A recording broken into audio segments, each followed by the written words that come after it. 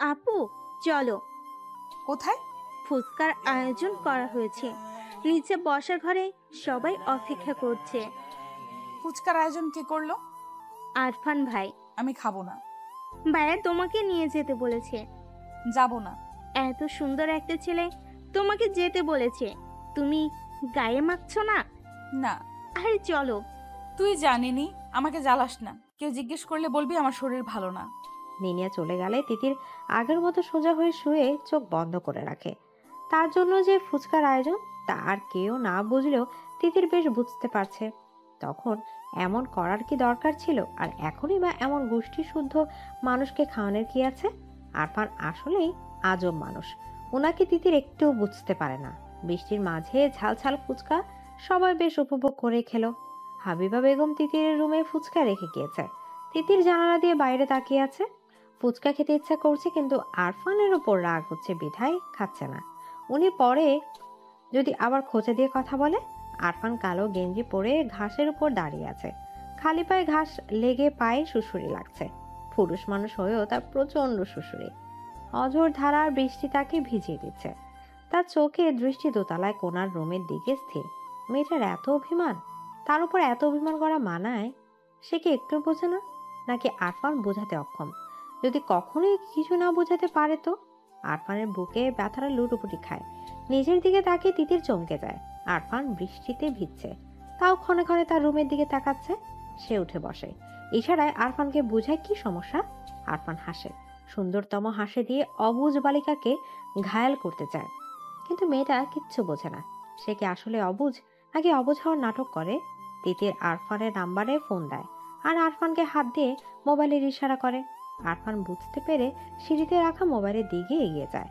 Hello. আপনি ভিজতেছেন কেন? ইচ্ছে হলো। জ্বর আসবে। ডাক্তারদের জ্বর আসে না। কোথায় লেখা আছে? লেখা থাকতে হবে না, আমি বললেই গিনেস রেকর্ড হয়ে যাবে। কচু। ফুচকা খাসনি কেন? ভালো লাগেনি। অবুঝ বালিকা না বললেও আরফান ঠিকই বালিকার মনের সুপ্ত অভিমান বুঝে যায়। তাহলে আমার জ্বর আসুক, জ্বরে পড়ে আমি মরে যাই, তাহলে তোর শান্তি। আমার ফুচকা খাওয়ার সাথে আপনার মরা বাঁচার কি সম্পর্ক? তুই একটা বলদ, এত সব বুঝবি না। হুম। তাহলে আমার মরা কনফার্ম। আমি তো এমন কিছু বলিনি। বলা লাগবে না। তিতির সত্যি আরফানের এমন পাগলামো রাগা মাথায় কিছুই বুঝতে পারে না, কিন্তু এভাবে ভিজলে আসলে জ্বর আসবে।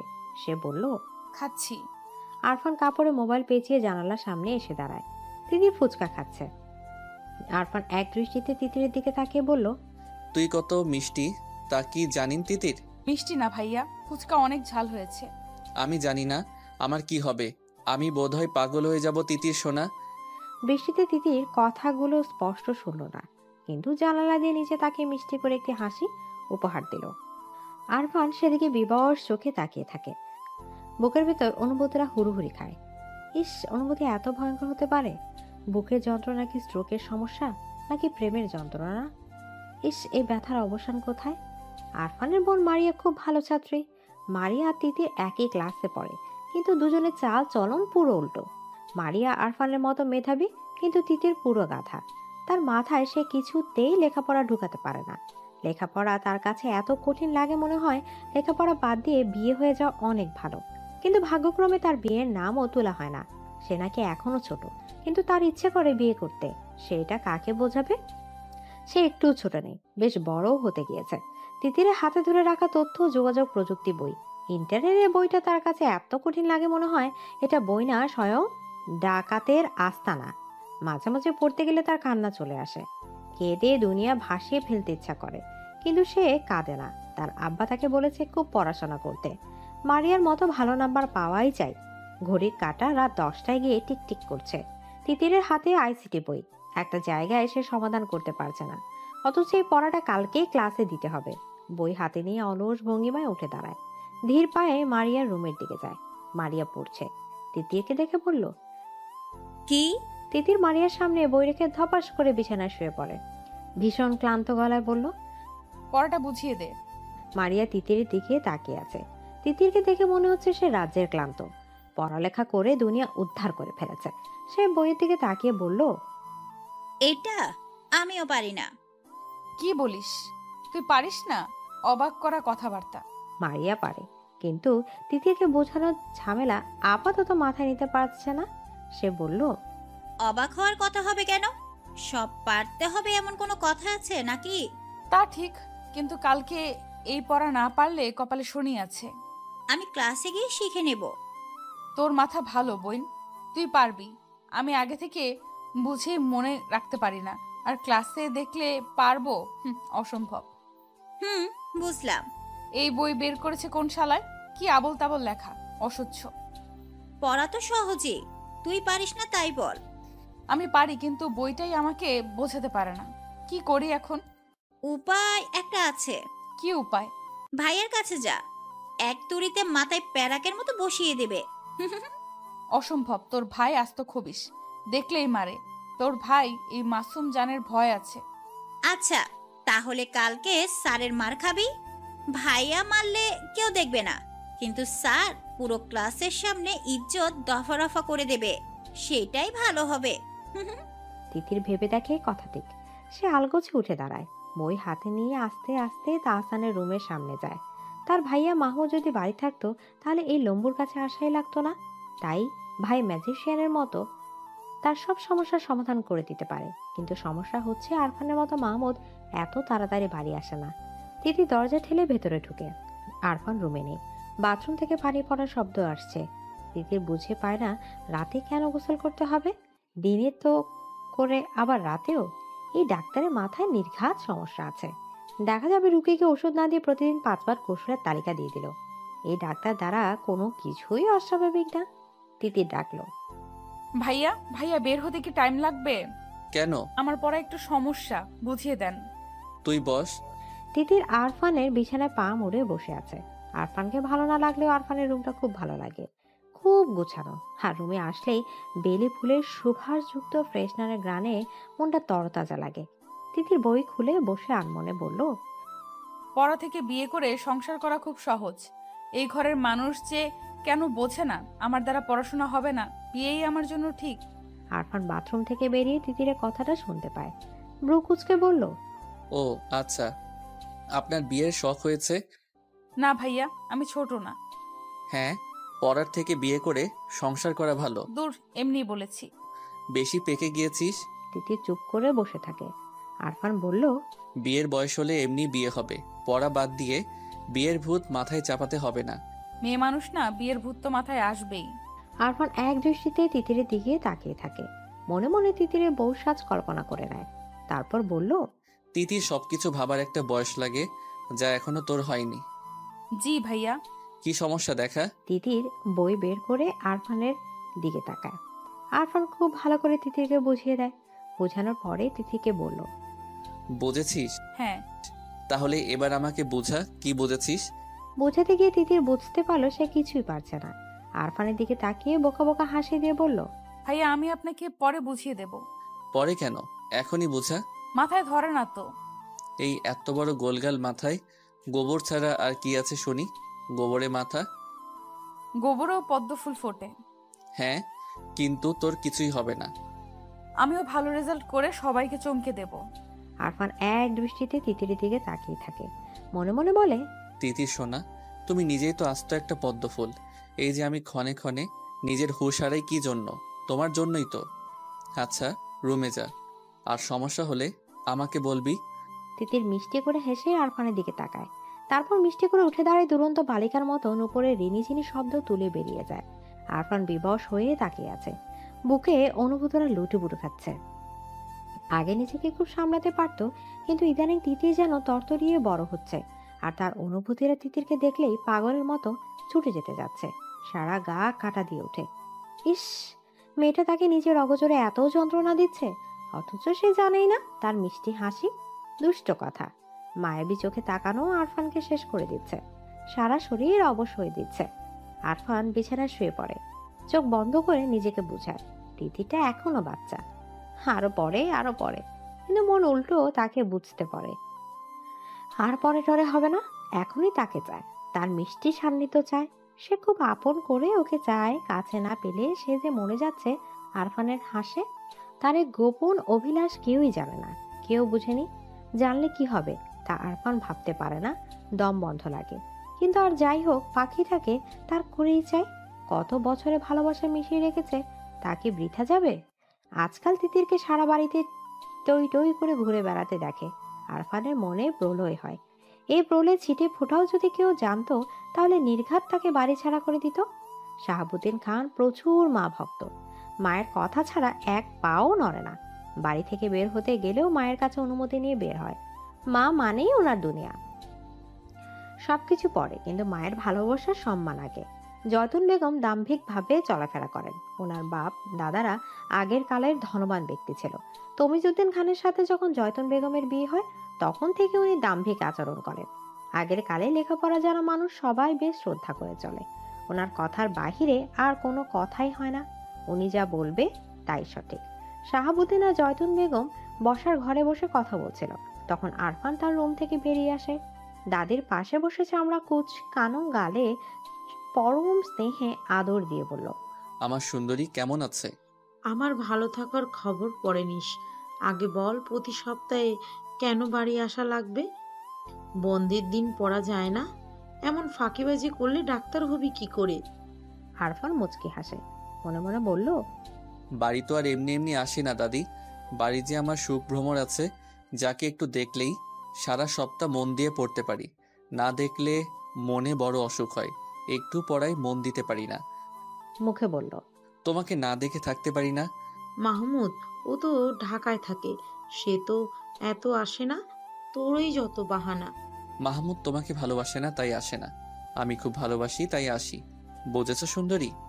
দোয়া করি তোর বউ আমার মতো সুন্দর হোক। আরফান হাসে। সুন্দর করে হেসে তার দাদির দিকে তাকিয়ে রয়।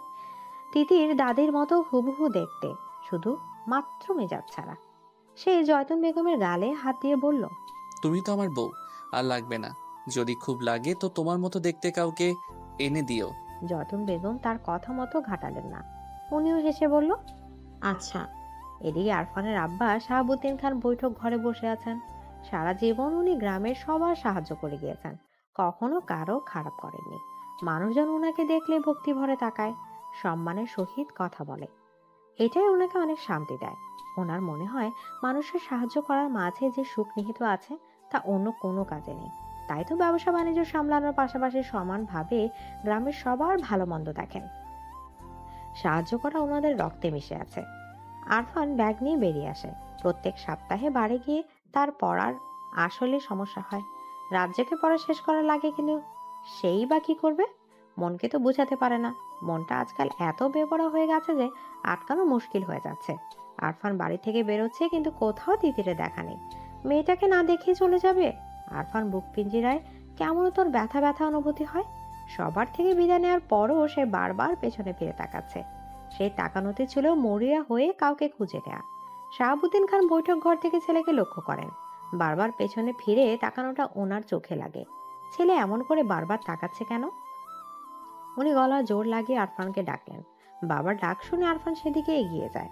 শাহাবুদ্দিন খান ছেলের দিকে তাকিয়ে থাকে। ছেলেটা যেন হঠাৎ করে বড় হয়ে গেল। এই তো বছর কয়েক আগেও কাঁধ নিয়ে হেঁটেছেন, অথচ এখন বসে দু কথা বলা হয় না। ছেলে মেয়ে বড় হবার সাথে সাথে কি বাবা মায়ের সাথে দূরত্ব বেড়ে যায়? শাহাবুদ্দিন অবশ্য ছেলের সাথে মিশার সর্বাত্মক চেষ্টা করেন। আরফান কাছে আসলে উনি বলল, তোমার লেখাপড়া কেমন চলছে আব্বু? ভালো। প্রতি সপ্তাহে বাড়িতে আসার কারণ কি? বাবার থেকে পাওয়া এমন প্রশ্নে আরফান থমকে যায়। জুৎসে উত্তর দিতে ভুলে যায়। মিথ্যা সাজিয়ে বলল, বাড়িতে আসলে ভালো লাগে, মন ফ্রেশ থাকে। বাড়িতে আসার চেয়ে লেখাপড়ায় মনোযোগ দেওয়া বেশি জরুরি না? জি। আমি চাই তুমি ভালো ডাক্তার হও আর আমাদের গ্রামের হসপিটালে বসো। জি বাবা। আচ্ছা যাও, বাড়িতে কম আসলেই ভালো হবে। আরফান হেঁটে বাগান পেরিয়ে যায়। গেটের কাছে গিয়ে চোখ পাকিয়ে নিনিয়ার দিকে তাকায়। সে আসলে এই মেয়েকে বুঝতে পারে না। আজব এক মেয়ে, এত ছোট, অথচ আরফানের ধারণা এই মেয়ের হাড়ে হাড়ে শয়তানি। এই যে এখন পথে দাঁড়িয়ে হাসি মুখে তার জন্য দাঁড়িয়ে আছে, এসব কেন করে? আরফান বেশ বুঝে, নিজে যেমন আরেকজনের জন্য চাতক পাখির মতো অপেক্ষা করে থাকে, তাকে দেখার জন্য ব্যাকুল হয় নিনিয়ার মাঝে। সে এসব দেখতে পায়। আরফান বিরক্ত। দাদির আদরে নাতনি বলে কিছু বলতেও পারে না। সে হেঁটেই চলে যায়। নিনিও তার পায়ের সাথে পা মিলিয়ে হাঁটে। আরফান না বুঝার ভান করে বলল, কই যাবি? কোথাও না। বাড়ি যা। নিনে হেসে চলে যায়। মন মনে ভাবে ভবিষ্যতে আরফানই তার হাজবেন্ড হবে। এখন পাত্তা না দিয়ে লাভ নাই। সুফিয়া খানম সারা জীবন আরাম আয়েশ করে দিন পার করে দিয়েছে। বিয়ের পরে কখনো স্বামীর বাড়িতে গিয়ে থাকেননি। বাবার বাড়িতে রাজ রানীর মতো জীবন কাটিয়েছে। তার মায়ের ওপর কথা বলার সাধ্যই কারণে উনি যেমন বলবে তেমন হবে।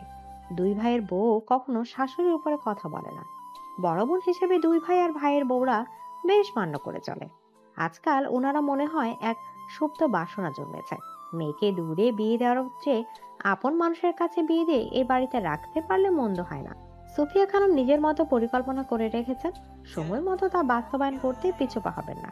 তিতির প্রাইভেট পড়ে বাড়ি ফিরছিল। আর মনে গুনগুন করে গান গাইছে। হঠাৎ রাকিব নামের ছেলেটা তার পথ আটকে দাঁড়ায়। তিতির থমথমে মুখে বলল, পথ আটকেছিস কেন? তোকে কিছু বলার আছে। তিতির আন্দাজ করে নেয় রাকিব নামের ছেলেটা কি বলতে চায়। ক্লাসমেট হিসেবে এতদিন তিতির এইটুকু বুঝতে পেরেছে যে রাকিব আসলে তাকে পছন্দ করে, কিন্তু সাহস করে আগাতে পারছে না। তিতির কিছু কটু কথা বলার জন্য মুখ খুলবে, ঠিক তখনই দেখে আরফান সিএনজিতে করে যাচ্ছে। রাস্তার তিতিরকে কোনো ছেলের সাথে কথা বলতে দেখে তার ভ্রু কুঁচকে যায়। আরফানকে দেখে তিতির তার মুখের কথা টুপ করে গিলে নেয়। কটু কথা বলার পরিবর্তে মুখে ফুটে ওঠে মিষ্টি হাসি। চোখের তারায় খেলে যায় এক আকাশ পরিমাণ উৎসাহ। আরফানের হাত মুষ্টিবদ্ধ হয়। চলন্ত গাড়ি থেকেই তিতিরের দিকে স্থির দৃষ্টিতে তাকিয়ে থাকে। তিতিরের পাশে দিয়ে শো শো গতিতে গাড়িটা চলে যাওয়ার পরে তিতির রাকিবকে বলল, শোন, তুই যা ভাবিস তা ভুলে যা। আমার ভাইয়া শুনলে তো হাত পা ভেঙে দিবে। হাত পা ভাঙবে কেন? আমরা কি ফেলানো নাকি? তাদের সাথে আত্মীয়তা করার রহম আমাদেরও আছে। তা হয়তো আছে, কিন্তু আফরান ভাইকে চিনিস? ওনার মা সামলানোর ক্ষমতা নেই। তুই ওনার ভয়ে প্রেম করবি না। তিতির অন্যমনস্ক হয়ে ভাবে, তাই তো উনি কে যে ওনাকে ভয় করে চলতে হবে। তার যেভাবে ইচ্ছা সেভাবে চলবে। কিন্তু পরক্ষণে মনে পড়ে আরফান ভাই জানতে পারলে তাকে ভয়ানক সব শাস্তি দেবে। কিছুক্ষণ আগে যেটুকু দেখেছে তাতে তো অবস্থা বেগতিক হবে। তিতির আর কিছু না বলে হন হন করে বাড়ির উদ্দেশ্যে চলে যায়। বাড়িতে যাওয়ার পরে তিতির ঘুমিয়ে যায়। আরফান বাড়িতে নেই, মানে বিন্দাস জীবন। এই সন্ধ্যায় কুম্ভকর্ণের মতো ঘুমায়। আরামে ঘুমানোর এক ফাঁকে তার মনে হলো কেউ তার রুমে ঢুকেছে। বিছানার পাশে দাঁড়িয়ে আছে। তিতির চোখ খুলে তাকায়। বিছানার পাশে আরফানকে দাঁড়িয়ে থাকতে দেখে সে লাফিয়ে ওঠে। ঝটপট বলল, আপনি জাননি? না। তিতির ভেবেছে আরফান আজকে যা দেখেছে আবার ঢাকা থেকে বাড়ি ফিরতে আসতে সব ভুলে যাবে। কিন্তু এই বান্দা যে আজকেই ফিরে এসেছে, কিন্তু কেন? তিতির ভ্রু কুঁচকে বলল, কেন? এই কাপড়গুলো ধুয়ে দে। আমাকে দিয়ে কাপড় ধোয়ানোর জন্য আপনি ফিরে এসেছেন? ধুয়ে দিবি কিনা বল। না, জীবনেও না। আমি কি আপনার চাকর নাকি? না, তুই আমার চাকর না, কিন্তু না ধুলে চাচুর কাছে এমন প্যাচ লাগাবো যে বাড়ি থেকে বেরোনো বন্ধ হয়ে যাবে। রাস্তায় ছেলেদের সাথে কথা বলা না। তিতির থমথমে মুখে ওনার দিকে তাকিয়ে আছে। আরফান যেমন হুমকি দেবে তা জানা ছিল না। এতগুলো কাপড়ের দিকে তাকিয়ে তিতির বলল, কাপড় ধুয়ে দিলে? কিছু বলবো না। তিতির থমথমে মুখে কাপড় হাতে তুলে নেয়। জীবনে অশান্তি আনার জন্য এই একজনই যথেষ্ট। আরফানের দিকে রক্তচক্ষু নিক্ষেপ করে চলে যায়। আরফান তিতির বিছানায় শুয়ে পড়ে। ছাদের দিকে দৃষ্টি নিবন্ধ করে বলে, আমাকে ছাড়া অন্য কারোর সাথে কথা বলতে দেখলেও আমার সহ্য হয় না মেয়ে। আর তুমি কিনা হেসে হেসে কথা বলার সাহস করো। তুমি নিজেও জানো না আমি কত উন্মাদ হতে পারি। এত বছর ধরে সযত্নে লালন করা ভালোবাসা জমিয়ে রেখেছি কার জন্য? আমি যেমন পাগল হয়েছি তোমাকেও এমন পাগল বানাবো। আরফান দীর্ঘশ্বাস ছাড়ে। আজকাল ঢাকায় চলে গেলে এত চিন্তা হয়, অথচ তার এই চিন্তার কারণ মেয়েটা বুঝেই না। ইস, তার তিতিটা এত বোকা, একটুও বোঝে না। জানালার গ্রিলে মাথা ঠেকে দূরের গাছপালার দিকে বেখেয়ালি দৃষ্টি মেলে মরিয়া তাকিয়ে আছে। সে গাছপালা দেখছে নাকি কি দেখছে তাও ও দৃষ্টি থেকে বোধগম্য হচ্ছে না, কেননা তার চোখের ভাষা যে বড়ই শূন্য। মুখে আকাশ পরিমাণ ব্যথার ছাপ স্পষ্ট। না পাওয়ার হাহাকারে হৃদয় দগ্ধ। দুটো হলুদ পাখি একটা ডালে বসে আছে। একটা পাখি আরেকটা পাখির কাছে ঠোঁট নিয়ে কিচির মিচির করাতে পাখিটা উড়ে যায়। সাথের পাখিটাও পিছু পিছু যায়। এই দৃশ্যটা দেখে মরিয়া দীর্ঘশ্বাস ফেলে। পাখিটা তো তার ডানার সাহায্যে উঠতে যেতে পারলো, কিন্তু সে উঠবে কিভাবে? তার যে যোগাযোগের সব রাস্তাই বন্ধ। এই যে কোনো কথা না, যোগাযোগ না, একলা একা দিন কাটাচ্ছে। তার কেমন লাগে তা কি নিষ্ঠুর মনের পুরুষ জানে? সবার কাছে শান্তবাদী পাওয়া মেয়েটা দরজা আটকে মুখে হাত চেপে কাঁদে। এর অবসান কোথায় তা কি মাহমুদ জানে? মারিয়া দীর্ঘশ্বাস ছাড়ে। মাহমুদ তার চাচার বড় ছেলে, বর্তমানে ঢাকায় ইঞ্জিনিয়ারিং এ পড়ছে। মারিয়া ছোটবেলায় মাহমুদকে আরফানের মতোই ভাই হিসেবে মানত, কিন্তু বড় হওয়ার পর বুঝতে পারে সে মাহমুদকে ভাই হিসেবে মানতেই পারছে না। মাহমুদকে ঘিরে হাজারো স্বপ্ন মনের গোপন কুঠুরিতে ডানা ঝাপটায়। মাহমুদকে দেখলে ঘুমিয়ে থাকা মনের রঙিন প্রজাপতির ঝাঁক উড়াউড়ি করে। আশেপাশে থাকলে অসহ্য সুখে পাগল পাগল লাগে। ভীষণ ভয়ঙ্কর বেপরোয়া ইচ্ছায় হৃদয় ক্ষণে ক্ষণে কেঁপে ওঠে। একসময় মারিয়া আবিষ্কার করে সে প্রেমে পড়েছে। হাত পা ভেঙে যাচ্ছে তাই ভাবে মাহমুদকে নিজের মনের সবটা দিয়ে ফেলেছে। মাহমুদকে ভেবে দিন রাত কাটাচ্ছে। মাহমুদ বিচক্ষণ ছেলে। মারিয়ার তাকানো কথাবার্তা অতিরিক্ত খেয়াল রাখা দেখলেই মুচকি হাসি আর কানে কানে বলে যায় ভীষণ ভুলের ইঙ্গিত। মাহমুদ মাথা নাড়ে। অবুঝের মতো কাজ করা যাবে না। মারিয়া তার বোন, সে মারিয়াকে ডেকে পাঠায়। ঘন কালো মেঘের গুরুম গুরুম ডাকের মাঝে বিশাল ছাদের এক কোনায় মারিয়া মাহমুদের সামনে দাঁড়িয়ে আছে। মারিয়া শতভাগ নিশ্চিত যে মাহমুদ তাকে জরুরি কিছু বলবে। মাহমুদ তাকে জরুরি কথাই বলেছে। এসব আবোল তাবোল চিন্তা মাথা থেকে সরাতে বলেছে। সে তার সবটা চেষ্টা কাজে লাগিয়ে মারিয়াকে বোঝাতে চেয়েছে। মারিয়া বুঝেছে কিনা কে জানে, কিন্তু এরপর তাকে মাহমুদ বাড়ি আসলে সে সামনে যেত না। গভীর রাতে সবাই যখন ঘুমে মগ্ন, তখন পা টিপে টিপে মাহমুদের রুমে হাজির হতো। ভীষণ যত্ন নিয়ে ছুঁয়ে দিত মাহমুদের চুল। মুগ্ধ হয়ে তাকিয়ে থাকতো ঘুমে মগ্ন মানুষটার দিকে। আদর নিয়ে যত্ন নিয়ে মাহমুদের প্রতিটা জিনিস ছুঁয়ে দিত। মাহমুদ বাড়ি গেলেই মারিয়া এমন করত যেন তার অভ্যাসে পরিণত হয়েছে। কিন্তু একদিন মাহমুদের গেঞ্জি গালে লাগিয়ে চুপচাপ দাঁড়িয়েছিল। তখন পেছন থেকে শুনতে পায় মাহমুদ বলছে, আর কখন আমার রুমে আসবে না মারিয়া? মারিয়া জমে যায়। রাগী মাহমুদের গমগম কণ্ঠে আত্মা কেঁপে ওঠে। কাপা গলা বলল, আমি তো আপনাকে জ্বালাই না। মাহমুদ উঠে আসে। মারিয়া থেকে যথেষ্ট দূরত্ব রেখে দাঁড়ায়। আমি বলেছি আসবে না, সুতরাং আসবে না। মারিয়া কিছু বলতে যাবে তার আগে মাহমুদ চাপা হুঙ্কার দিয়ে বলল, বেরিয়ে যাও বেয়াদব মেয়ে। সেই যে বেরিয়ে গেল। আজ অবধি মারিয়া আর ওই রুমে যেতেই পারেনি। যাবে কিভাবে? মাহমুদ তো বাড়িই আসে না, আর রুম সবসময় তালাবদ্ধ থাকে। মাহমুদ যে মারিয়ার কারণেই বাড়ি আসে না তা সে জানে। অতীতের স্মৃতি বিচরণ করে মারিয়ার চোখ বেয়ে পানির ধারা দূরত্ব গতিতে ছুটে যায়। আজকে সে নিজেকে একটু আটকাতে পারছে না। মোবাইল হাতে নিয়ে মাহমুদকে ফোন দেয়। এমন কোনো দিন নেই সে মাহমুদকে ফোন দেয় না, কিন্তু সবসময় বন্ধ করে রাখে। আজকে ভাগ্য তার সহায় ছিল বলেই হয়তো খোলা পেল।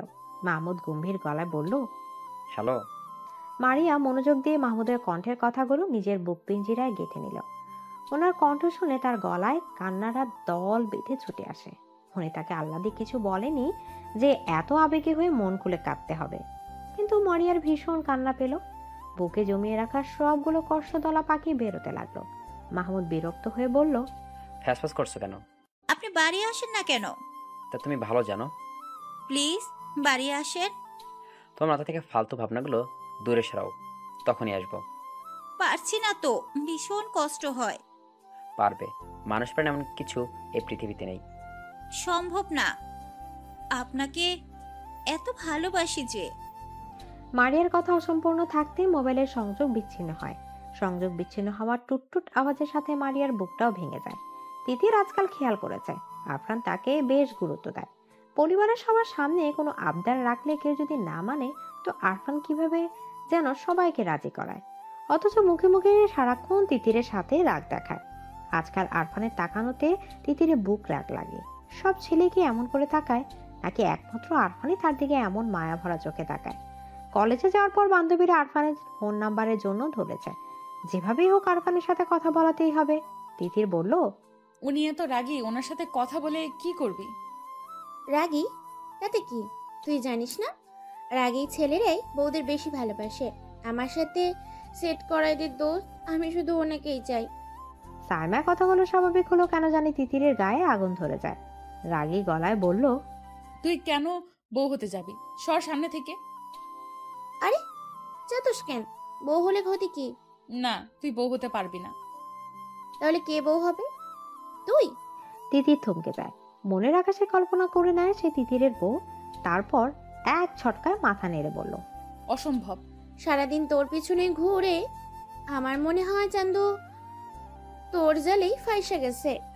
তিতির কখনো এসব ভাবেনি। সে ভেবাচাকা খেয়ে বলল, কি বলিস? তুই খেয়াল করিস না? সে আমার ভাই। হ্যাঁ, চাচাতো ভাই। কিন্তু ভাই তো। সমস্যা নেই, এই ভাই থেকে সাই বানাবো, বুঝলি? No problem. তিতির আর কোনো কথা বলেনি, চুপচাপ কলেজ শেষ করে বাড়ি এসেছে। মারিয়া হাজারটা কথা বলেও মুখ দিয়ে কোনো কথা বের করতে পারেনি। তিতির সারাক্ষণ এগুলো ভাবছে, আর কেমন একটা অস্বস্তি কাটার মতো গলায় আটকে আছে। আজকে প্রায় 20 দিন হতে চলল আরফান বাড়ি আসেনি। আজকে এসেছে। তিতির ভাবনার ডানা রং লাগাতেই বুঝি আজকে মহারাজার বাড়িতে আসা। অতি সাহস নিয়ে তিতির আরফানের রুমের সামনে যায়, কিন্তু আরফান রুমে নেই। রুমে না পেয়ে বাহিরে বাগানে যায়। সেখানে আরফান সবার সাথে বসে আছে। তিতিরকে দেখে আরফান নড়ে চড়ে বসে। তিতির অন্যদিনের মতো মোটেও হইচই করছে না, বরং শান্ত হয়ে বসে আছে। বারবার আরফানের দিকে তাকাচ্ছে। আরফানের চোখে দৃষ্টির মাঝে যেন হাজারো কাব্য ফুটে আছে, কিন্তু এসব তিতিরের বোধগম্য হচ্ছে না। সে সবার সাথে কথা বললেও চোখ কেবলমাত্র তিতিরের উপরেই নিবিদ্ধ। তিতির সবার দিকে তাকানোর পাশাপাশি আরফানের দিকেও তাকাচ্ছে। তারপর তিতিরের দম আটকে আসে। বুকের ভেতর ফুসফুস তার শ্বাসকার্য থামিয়ে দিতে যায়। অজানা আতঙ্কে ধরফর করে ওঠে বুকের পাখি। সে যা ভাবছে আসলে কি তাই, নাকি সবটাই ভ্রম? সে বেখেয়ালেই মাথা নেড়ে বলল, অসম্ভব। মাঝরাত। আরফান বারান্দা দাঁড়িয়ে আছে। পাশের রুমে তার প্রাণ ভোমরা ঘুমিয়ে আছে। আরফানের পরিণত বয়স, মাথায় হাজার উল্টা পাল্টা চিন্তা ঘুনে পোকার মতো কিলবিল করছে। আরফান দীর্ঘশ্বাস ফেলে। তার ইচ্ছেগুলো বড়ই অবাধ্য। আজকাল লাগামহীন ঘোড়ার মতো বেসামাল ভাবে ছুটে যায়। সে ডাক্তারি পড়ছে। সাথের মেয়ে সহপাঠীগুলো দেখতে খুব সুন্দর। মাঝে মাঝে কয়েকজন তাকে ভালোবাসার জালে আটকানোর চেষ্টা করে। তার সাথে ঘনিষ্ঠ মুহূর্ত কাটাতে চায়, কিন্তু এত সৌন্দর্য কাছে টানার হাজারো আগতি দূরে ঠেলে দেয় শুধুমাত্র এই মেয়েটার জন্য। ছোটবেলা থেকে তিতিরকে কেমন আপন লাগতো নিজের মনে হতো। তখন ব্যাপারটা স্বাভাবিক লাগলেও একটুখানি বড় হবার পরে সে বুঝতে পারে এটা মোটেও স্বাভাবিক ব্যাপার না। সে আসলে এই পিচ্চির প্রেমে পড়ে গেছে। শুধু প্রেমে পড়া বলে ভুল, সে আজন্ম পাগল হয়ে গেছে। যে পাগলের পাগলামি তিতিরে ভালোবাসার পরশ ছাড়া ভালো হবে না। তাছাড়া আরফান ভালো হতে চায় না, বরং তিতিরকে নিজের করে পেয়ে গেলে পাগলামির পরিমাণ বাড়াতে চায়। ভালোবাসার পাগলামিতে ছোট পাখিটাকে ছাড়খাড় করে দেওয়ার প্রয়াস বুকের ছোট কোঠরিতে আস্তে আস্তে জমা হচ্ছে। বারান্দার বাইরে লাগানো বেরি ফুল থেকে ভুরভুর করে সুগন্ধ আরফানের প্রেমে দগ্ধ হৃদয় আরো পাগল করা করে দিচ্ছে। তার কেমন নেশা যেন লাগছে। মনে হচ্ছে এখন যদি তিতিরকে কাছে পেত তাহলে আদরে ভালোবাসায় ঠিক কাঁদিয়ে ফেলতো। আরফান চোখ বন্ধ করে বারান্দার গ্রিলে মাথা ঠেকায়। ফোঁস করে নিঃশ্বাস ফেলে দাঁড়িয়ে থাকে। তিতির হাত বাড়িয়ে মোবাইল হাতে নেয়। রাত 2টা বেজে। তখন চোখের তারায় এক রত্তি ঘুম নেই। ভেতরটা কেমন ছটফট করছে। এর আগে কখনোই তার এমন অসহ্য অনুভূতি হয়নি। সবসময় নিশ্চিত মনে ঘুমাতে পেরেছে, কিন্তু আজকের রাতটা সম্পূর্ণ ভিন্ন। এতদিন কোনো হাবার জগতে বাস করত, ভাবতে কেমন জানি লাগছে। আরফানের শাসন, বকা, অকারণে কথা কাটাকাটি, লুকিয়ে চুরিয়ে দেখা, এসব সে কখনোই খেয়াল করেনি, কিংবা খেয়াল করার কোনো কারণে খুঁজে পায়নি। কিন্তু আজকে বেখেয়ালে তার প্রতি আরফানের নরম অনুভূতি দেখে তিতিরের ছোট হৃদয়ে পাহাড়ের 1000 মিটার উচ্চতায় টাঙানো দোলনার মতো হু হু করে দুলে ওঠে। কেমনতর ভয়ে গলা শুকিয়ে আসে। আরফান তার দিকে ভালোবাসার উষ্ণ দৃষ্টি তাকাতেই ভাবতেই বারবার চোখ বন্ধ করে যাচ্ছে। এটা কি লজ্জা, নাকি ভয়, নাকি সংশয়, তা সে জানে না। শুধুমাত্র এটা জানে এখন তাকে আরফানের থেকে লুকিয়ে বাঁচতে হবে। না লুকালে আরফান তাকে শেষ করে দেবে। হাজারো চিন্তার অবসান ঘটিয়ে ভোরের দিকে তিতির ঘুমিয়ে যায়। এরপর মাস চলে যায়। আরফান বাড়ি আসলে তিতির আরফানের সামনে যায় না, এক প্রকার লুকিয়ে বাঁচে। যদি সামনে পড়ে যায় আস্তে করে পাশ কাটিয়ে চলে যায়। তিতিরের উপেক্ষা আরফানের চোখে লাগে। আগে বাড়িতে আসলে তিতির হইচই শোনা যেত, আর এখন এমন নিষ্প্রাণ হয়ে থাকে কেন, এটাই সে বুঝে আসে না। মেয়েটার হঠাৎ এই পরিবর্তন বাড়ির সবাই যেন দেখছেই না, কেননা সবাই বেশ স্বাভাবিক। আরফানের মনে হয় তিতির সবাইকে না, বরং শুধুমাত্র তাকে উপেক্ষা করছে। হ্যাঁ, তিতিরের এমন ব্যবহার তাকে মানসিক অশান্তি দিচ্ছে। বাড়িতে যে সুখটুকুর জন্য আসা হতো তা যেন দুঃখে রূপে প্রকাশ পাচ্ছে। রাতের খাবার খাওয়ার জন্য সবাই যখন টেবিলে বসেছে, তখন তিতির চুপচাপ নিজের খাবার গলধিকরণ করতে ব্যস্ত। পাশের একজোড়া গাঢ় চোখ যে তাকিয়ে দেখছে সে ব্যাপারে অজ্ঞ হলেও না বোঝার ভান করে জলদি নিজের খাবার খেয়ে যাচ্ছে, যেন টেবিল থেকে যেতে পারলেই সে বাঁচে। আরফান আর চোখে সবটাই পর্যবেক্ষণ করে ভয় নিশানা খামচে ধরে পড়ে যায়। তার হওয়া পাখি কি অন্য কেউ দখল করে নিল? তা না হলে একটা মেয়ে এত দ্রুত কিভাবে পাল্টে যাবে? সে শুনেছে মেয়েরা প্রেমে পড়লে নাকি পরিবারকে সময় দিতে চায় না, সারাদিন বদ্ধ রুমে থাকতে পছন্দ করে। সবাই খাবার খেয়ে যে যার রুমে চলে যাওয়ার পর আরফান ছাদে যায়, মোবাইল বের করে তিতিরকে ফোন দেয়। আজকে এর সমাধান বের করবেই। তাকে এত উপেক্ষা কেন? মেয়েটা কি তাকে বাঁচতে দেবে না? এভাবে কি বাঁচা যায় নাকি? আজকে এর একটা ভিত করতেই হবে। আরফানের ফোন পেয়ে তিতিরের শ্বাস বন্ধ হয়ে যায়। গত 1 মাস ধরে মনের গোপন ঘরে জন্ম হওয়া ভাবনাটা বেশ যাচাই বাছাই করা হয়েছে, কিন্তু প্রতিবারই পজিটিভ রিভিউ পেয়ে ভয়ে আরো কুঁকড়ে গিয়েছে। আবার নিজেকে এটাও বুঝিয়েছে যে সব মনের ভুল।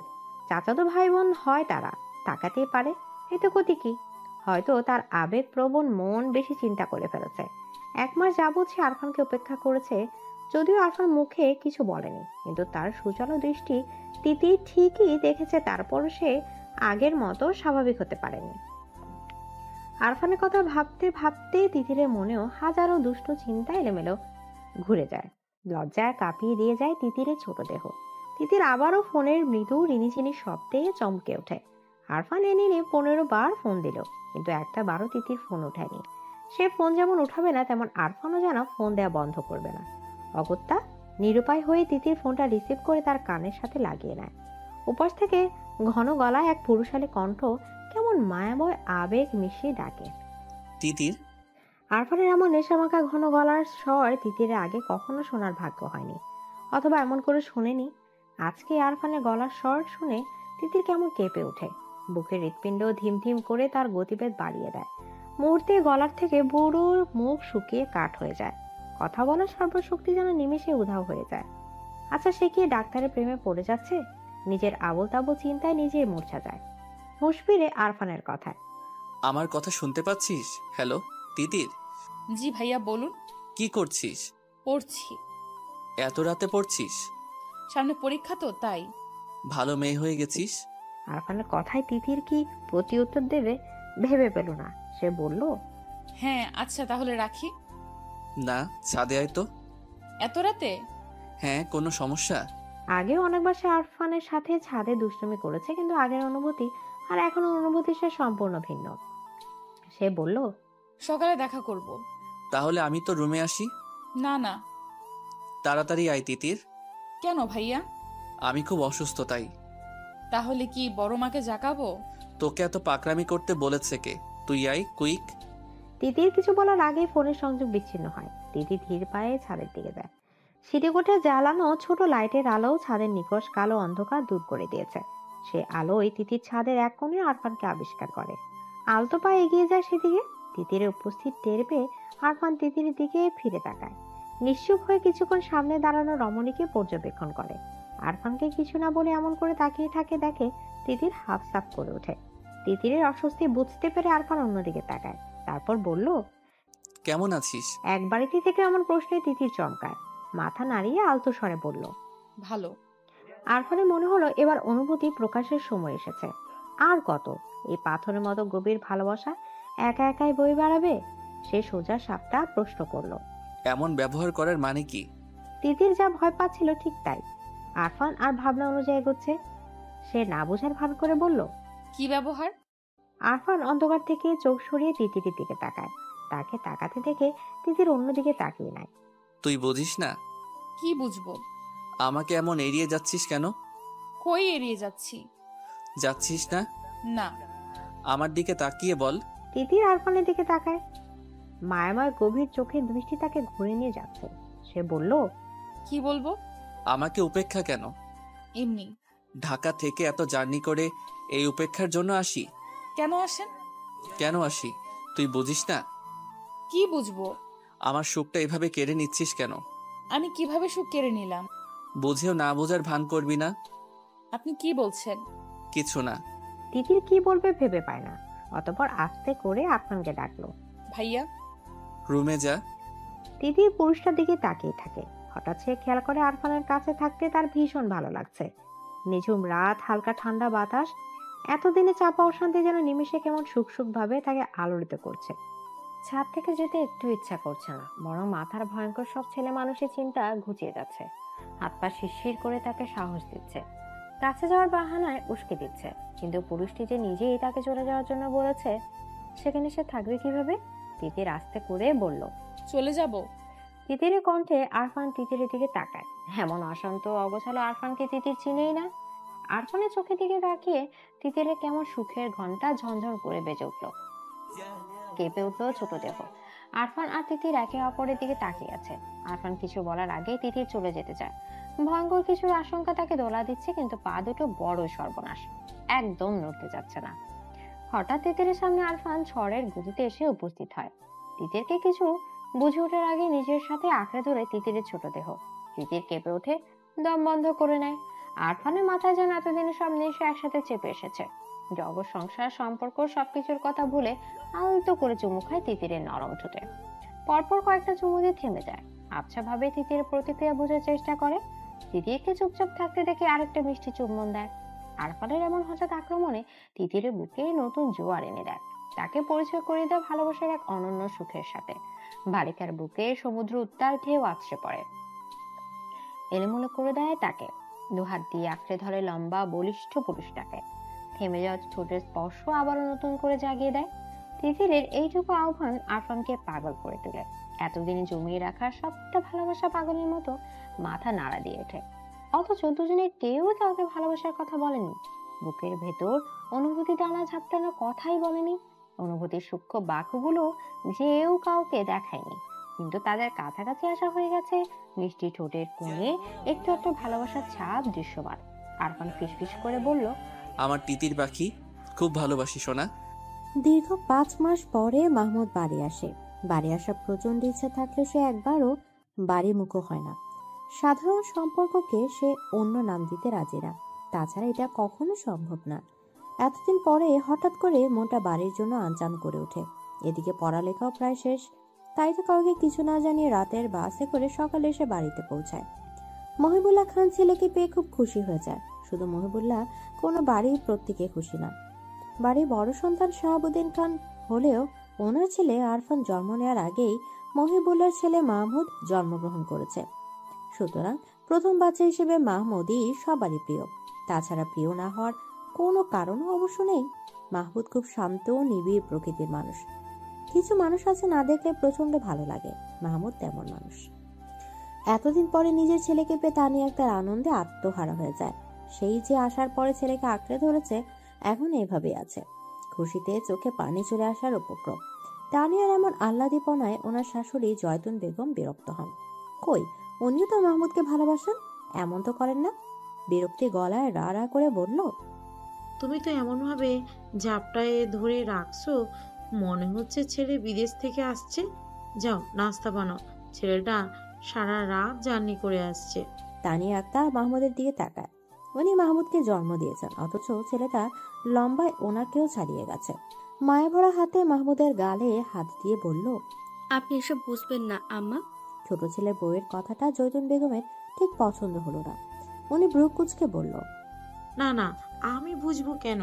আমি কি আর সন্তান জন্ম দিয়েছি? সন্তান তো শুধুমাত্র তোমরাই জন্ম দিয়েছো, যত সব ঢং। শাশুড়ির মাথায় তানিয়া কিছুই মনে করে না। সে তার শাশুড়ির কটু কথায় অভ্যস্ত। মাহমুদ দাদির দিকে তাকিয়ে বলল, দাদি, তুমি ওকে মিস করনি? মাহমুদ কথা শুনে জয়তুন বেগমের মুখে হাসি ফুটে ওঠে। নরম স্বরে বলল, অনেক মিস করেছি ভাই। আমি তোমাকে খুব মিস করেছি। তানিয়া একটা ছেলেকে কি দিয়ে নাস্তা করাবে সেই নিয়ে ব্যস্ত হয়ে পড়ে। মাহমুদ ফ্রেশ হতে রুমে চলে যায়। অনেক দিনের ময়লা রুমে এসেও তার এক অজানা শান্তি লাগে। মনের কুড়িতে প্রশান্তিময় বাতাস ছুঁয়ে যায়। নিজ হাতে ছেড়ে ঝুড়ে রুমটা ঠিক করে গোসল করে রুম থেকে বের হয়। সোফায় বসে টেবিলের দিকে নজর যায়। মারিয়া চুপচাপ নিজের খাবার খাচ্ছে। সে এক দৃষ্টিতে মারিয়ার দিকে তাকিয়ে আছে। মারিয়া, এই নামটা সাধারণ হলেও এই নামের মানুষটার আচরণ অসাধারণ। মানুষটা ছোট হলেও নিজেকে নারী হিসেবে প্রকাশ করতে খুব ব্যস্ত। তখনই মারিয়ার চোখের দৃষ্টি সোফার দিকে পড়তে সে স্তব্ধ হয়ে যায়। চোখের গোলক বড় হয়ে তাকিয়ে থাকে।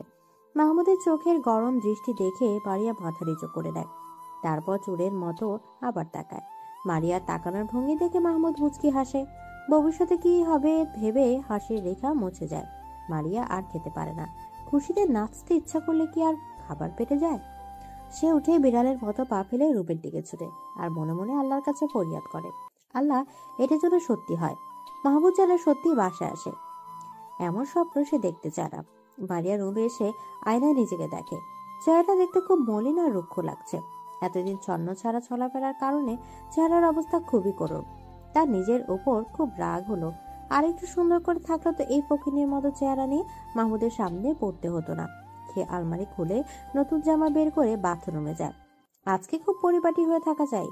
সারা রাত কেঁদে তিতিরের ফর্সা গাল লাল টকটকে হয়ে আছে। চোখের অবস্থা আরো করুণ, অস্বাভাবিকভাবে ফুলে উঠেছে। কিন্তু সকাল হয়ে গিয়েছে যে এবার তো রূপ থেকে বেরোতে হবে।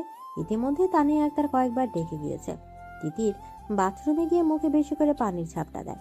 আয়নায় নিজের দিকে তাকিয়ে চোখের পর্দায় ভেসে ওঠে রাতের মুহূর্তটুকু। ইচ্ছাই হোক আর অনিচ্ছাই হোক, হঠাৎ করে যাওয়া কাজটায় দুজনেই বিব্রত হয়। আরফান তিতিরের দিকে তাকিয়ে কিছু বলবে, তার আগে তিতির এক অভাবনীয় কাজ করে ফেলে। রাগে দুঃখে ঠাস করে আরফানকে এক থাপ্পড় দিয়ে সরিয়ে দেয়। ভালোবাসার কথা না বলে এমন করে ছুঁয়ে দেওয়ার সাহস হলো কি করে? অথচ ভুলে গেল আরফানের স্পর্শে সে নিজেও সাড়া দিয়েছিল, তাই তো আরফান গভীরভাবে ছুঁয়েছে। তিতিরের এমন কাজে আরফান হতবম্ব হয়ে গেছে। হাত দিয়ে গা ছুঁয়ে ফ্যাল করে তিতিরের দিকে তাকিয়ে আছে। তিতির হিস করে বলল, আপনি খুব খারাপ। তুই খারাপ না? তিতিরে বিবেক প্রশ্নের উত্তর জানে কিন্তু মানতে নারাজ।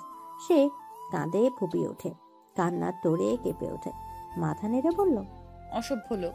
আরফান হতবাক, কি বলবে মাথায় আসে না। সে অসহায় গলায় বলল, তুইও তো ঝাপটে ধরলি তিতির। আপনি সুযোগ নিয়েছেন, আমাকে একা ছাদে ডেকে খুব খারাপ কাজ করে ফেলেছেন। আর কখনো আমার সাথে কথা বলার চেষ্টা করবেন না। যদি কোনো রকম চেষ্টা করেন তো আমি বড় আব্বুকে বলে দিব। কান্নারত অবস্থায় তিতির নিচে চলে যায়। ছাদের পরিবেশ ততক্ষণে থমথমে রূপ ধারণ করেছে। ঠান্ডা ঝিরিঝিরি বাতাস স্তব্ধ আরফানকে বিবেকের চরম দংশনে রেখে তিতির পালিয়ে যায়, রেখে যায় আরফানকে। ফজরের আজানের পর আরফান ব্যাগ হাতে রুম থেকে বেরোয়। মায়ের কাছে বিদায় নিয়ে ঢাকার উদ্দেশ্যে নিয়ে বেরিয়ে পড়ে। এত সকালে কেন যাচ্ছে এই নিয়ে হাজারো প্রশ্ন করে সালমা বেগম। আরফান জানায়, তার জরুরি কাজ পড়ে গিয়েছে, তা গেলে হবে না, তাই এত সকালে যাওয়া। সালমা বেগম আর এত ঘাটালেন না। আরফান ওরণচটির স্বভাবে, তাই তার কাছে কোনো সন্দেহ ইলিশ মাত্র রইল না। সারা রাস্তা আরফানের মুখ থমথম হয়েছিল। কখন যেন চোখ জ্বালা করতে করতে লাল টকটকে হয়ে গিয়েছে। সে কি আসলে সুযোগ নিয়েছে? আর তিতির যে তাকে আঁকড়ে ধরে আরো কাছে টানলো সেটা। তিতির রুম থেকে বেরিয়ে সোফায় পুরুষ ভাবায়ক কাউকে বসে থাকতে দেখে ভাবলো এটা আরফান। মাথা নিচু করে পাশ কাটিয়ে চলে যেতে চাইলে তখন সামনে বসা পুরুষ তাকে ডাকে। চিরপরিচিত ভাইয়ের কণ্ঠ শুনে তিতি চমকে যায়। মাথা তুলে ভাইয়ের দিকে তাকে খুশিতে হাসে। মাহমুদ হাত ধরে আদর বোনকে পাশে বসে। বোনের চেহারার দিকে ব্রু কুচকে তাকিয়ে বলল, কি খবর তিতি পাখির? ভালো। তুমি এতদিন আসনি কেন ভাইয়া? তিতিরের লাল চোখ জোড়া মাহমুদের নজর এড়ায় না। সে সন্ধানী চোখে তাকিয়ে বলল, এখন আসলাম। তিতির হাসে। মাহমুদ বলে, কেঁদেছিস কেন? কাঁদিনি। প্রেমে পড়েছিস? তিথি চমকে যায়, কথা বলার ভাষা হারিয়ে ফেলে। তানি একটা নাস্তা প্লেট দিয়ে দুই ভাই বোনের দিকে এগিয়ে আসে। উনি আসাতেই তিতির ছাড়া পায়। আসন্ন বিপদ থেকে যেন স্বয়ং আল্লাহ তাকে বাঁচিয়ে দিল। উনি এসে মাহমুদকে খাওয়াতে ব্যস্ত হয়ে পড়ে। তিতির আস্তে করে কেটে পড়ে। বড়োর কাছে জানতে পারে যে আরফান ভোরে ঢাকা চলে গেছে। মাহমুদ এসেছে অথচ আরফান চলে গেল। দুই ভাই দেখাই হলো না, তাই ওনার খারাপ লাগছে। আরফান চলে গিয়েছে এই কথাটা জানার পর থেকে তিতিরের মন খারাপের ওজন যেন আরো বেড়ে যায়। দোষ তো আরফানের একার ছিল না, দোষ তিতিরেরও ছিল। কিন্তু সে কিনা সবটা দোষ আরফানকে দিয়ে এত পরিমাণ দোষী বানিয়ে দিল যে ছেলেটা বাড়ি থেকে চলে গেল। তিতিরের দম বন্ধ হয়ে আসে, কান্নার গলায় দলা পাকিয়ে ওঠে। কান্না লুকাতে সবার অগজরে সে রুমে চলে যায়। তারপর বাঁধ ভাঙিয়ে কান্নারা ছুটে চলে অবিরাম গতিতে। রাত 12টা। গ্রামের পরিবেশ এইটুকু রাতে চারদিক নিঝুম স্তব্ধ হয়ে গেছে। মাহমুদ বিছানায় আদশোয়া হয়ে মোবাইল দেখছে। তার চোখের দৃষ্টি বারবার দরজার দিকে চলে যাচ্ছে। সে জানে মেয়েটা আসবে। কেন এমন ধারণা হচ্ছে সেটা জানা নেই, কিন্তু সেই ধারণার উপর ভিত্তি করে সে দরজা লাগায়নি, হালকা করে ভিজিয়ে রেখেছে। চোখের দৃষ্টি মোবাইলের উপর নিষিদ্ধ হলেও মনের চোখ বারবার দরজার দিকে তাকাচ্ছে। তখনই দরজা খুলে গেল। হলুদ রঙা থ্রি পিস পরে মারিয়া রুমে প্রবেশ করে। মাহমুদের দিকে এক পলক তাকিয়ে দরজা আটকে যায়। মারিয়ার সাহস দেখে মাহমুদ অবাক হয়। এত দিকে দরজা লাগানোর সাহসও সঞ্চয় করে ফেলেছে। বাহ, উন্নতি হয়েছে তো। দরজা লাগিয়ে মারিয়া এক পাও এগিয়ে আসে না। দরজার সামনে থেকে মাহমুদের দিকে তাকিয়ে আছে। মাহমুদ হাতের মোবাইল বিছানায় রেখে মারিয়াকে বিব্রত করতে কিনা এক দৃষ্টিতে মারিয়ার দিকে তাকিয়ে থাকে, কিন্তু মারিয়া বিব্রত হয় না, বরং 2 কদম এগিয়ে আসে। মাহমুদ বলল, কি সমস্যা? সেটা তো আপনি বলবেন। কি বলবো? আপনার কি সমস্যা? আমার তো কোনো সমস্যা নেই। যদি সমস্যা নাই থাকে তাহলে সবাইকে ভালো মন্দ জিজ্ঞেস করলেন, অথচ সারাদিনে একবারও আমাকে জিজ্ঞেস করলেন না আমি কেমন আছি। তোকে দেখে মনে হয় তুই খুবই ভালো আছিস, এটা আর জিজ্ঞেস করবো কি?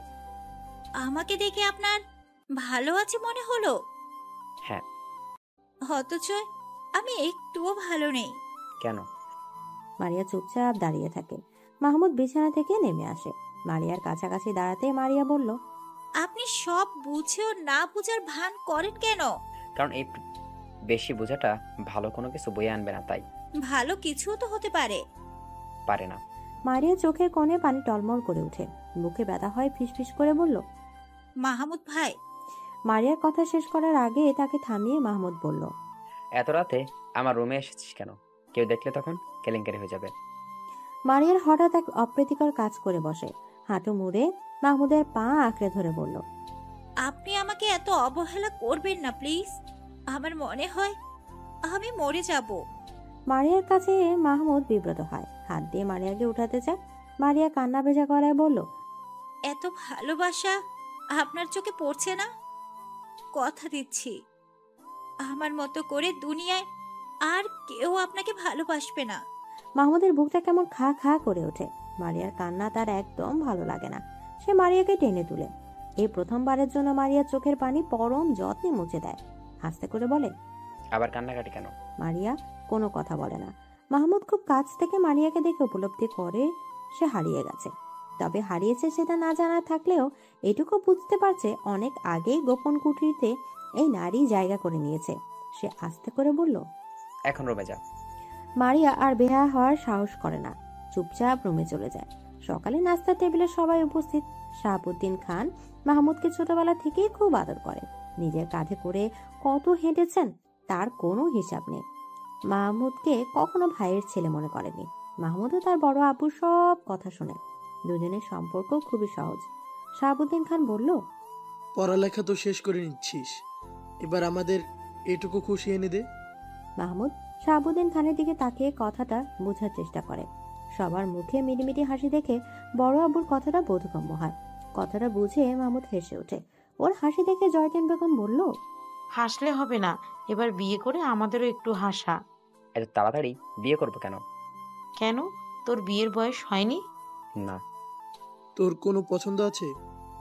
মাহমুদের চোখের তারায় মারিয়ার কান্না ভেজা মুখটা ভেসে ওঠে, কিন্তু সে মাথা নেড়ে বলল, না, আমার কোনো পছন্দ নেই। তাহলে আমরা দেখব। দেখুন, গ্রামের আকবর আলীর নাতনিকে দেখলাম, বেশ ভালো লাগলো। আজকে বিকালে মেয়েটাকে দেখতে যাব। আচ্ছা। এত সব কথাগুলো সবাই হাসি মুখে শুনলেও মারিয়ার মুখের ভাব হাসি হাসি রইল না। সে আস্তে করে উঠে গেল, চুপচাপ দরজা আটকে দিল। এত হাসি খুশির মাঝে মারিয়াকে কেউ লক্ষ্য করলো না। দুপুর গড়িয়ে সন্ধ্যা নেমে এলো। শাহাবুদ্দিন খান মহিবুল্লাহ আর জয়তুন বেগম আকবর আলীর বাড়িতে যাওয়ার প্রস্তুতি নিচ্ছে। এর মাঝে মারিয়ার আম্মা সালমা বেগম হন্ত দন্ত হয়ে ছুটে আসে।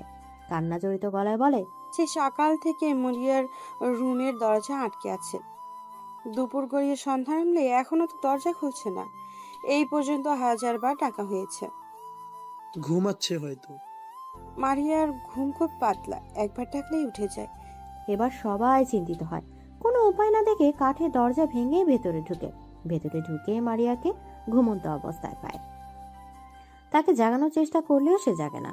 অবস্থা খারাপ দেখে মারিয়াকে হাসপাতালে নেওয়া হয়। হাসপাতালে নেওয়ার পর ডাক্তার তার চিকিৎসা করে জানায় ঘুমের ওষুধের কারণে এমন হয়েছে। এত ছোট মানুষের ঘুমের ওষুধ খাওয়ার কি দরকার, তা কারও বোধগম্য হলো না। গভীর রাতে মারিয়াকে বাসায় নিয়ে আসা হয়। শাহাবুদ্দিন খান চিন্তিত ভঙ্গিতে বসে আছে। এই এত কিছু ঘটে গেছে, অথচ মাহমুদ একটা শব্দ পর্যন্ত উচ্চারণ করেনি। কেমন গম্ভীর হয়ে আছে। সে তার বড় বাবুর কাছে এগিয়ে আসে, বুকে সাহস নিয়ে পাশে বসে। হাত ধরে বলল, বড় আব্বু, একটা কথা বলি। বল।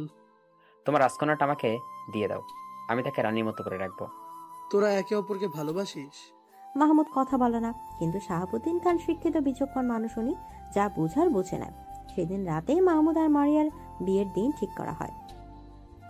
সবাই অবাক হলেও কোনো বিরোধিতা করেনি। তিতির খুশি হয়। তখনই হাতের মোবাইলে টুং করে মেসেজ আসে। মেসেজ খুলে তার ভ্রু কুঁচকে যায়। আরফান একটা মেয়ের গালে চুমু দিচ্ছে, আরেকটা ছবিতে জড়িয়ে রেখেছে। তিতিরের খুব রাগ হলো। রাগে হাতের মোবাইল হাত থেকে ফেলে ভেঙে ফেললো। হাত দিয়ে নিজের ঠোঁট পাগলের মতো ঘষে আরফানের সবটা স্পর্শ মুছতে চাইল। আগামী শুক্রবার বিয়ে। এত জলদি বিয়ে দেওয়ার কি আছে, এটাই সবার বোধগম্য হচ্ছে না। কিন্তু শাহাবুদ্দিন খানের কথার উপরে তো কেউ কথা বলার সাহস পাচ্ছে না। মহিবুল্লাহ খুব খুশি নাকি বেজার হবে এটাই বুঝতে পারছে না।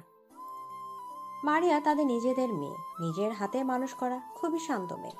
বউ হিসেবে এমন মেয়ে সবাই খুঁজে, কিন্তু সমস্যা অন্য জায়গায়। তানিয়া বেঁকে বসেছে।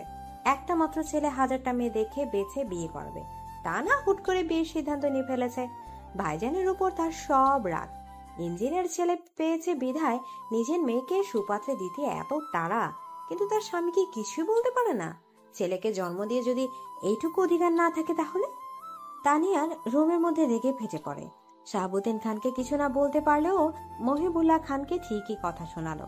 আমার ছেলের বিয়ে আর সিদ্ধান্ত নেওয়ার সময় আমি থাকবো না? উনি এত বড় সিদ্ধান্ত নেবে কেন? বড় ভাই হয় না, এটা নিতেই পারো।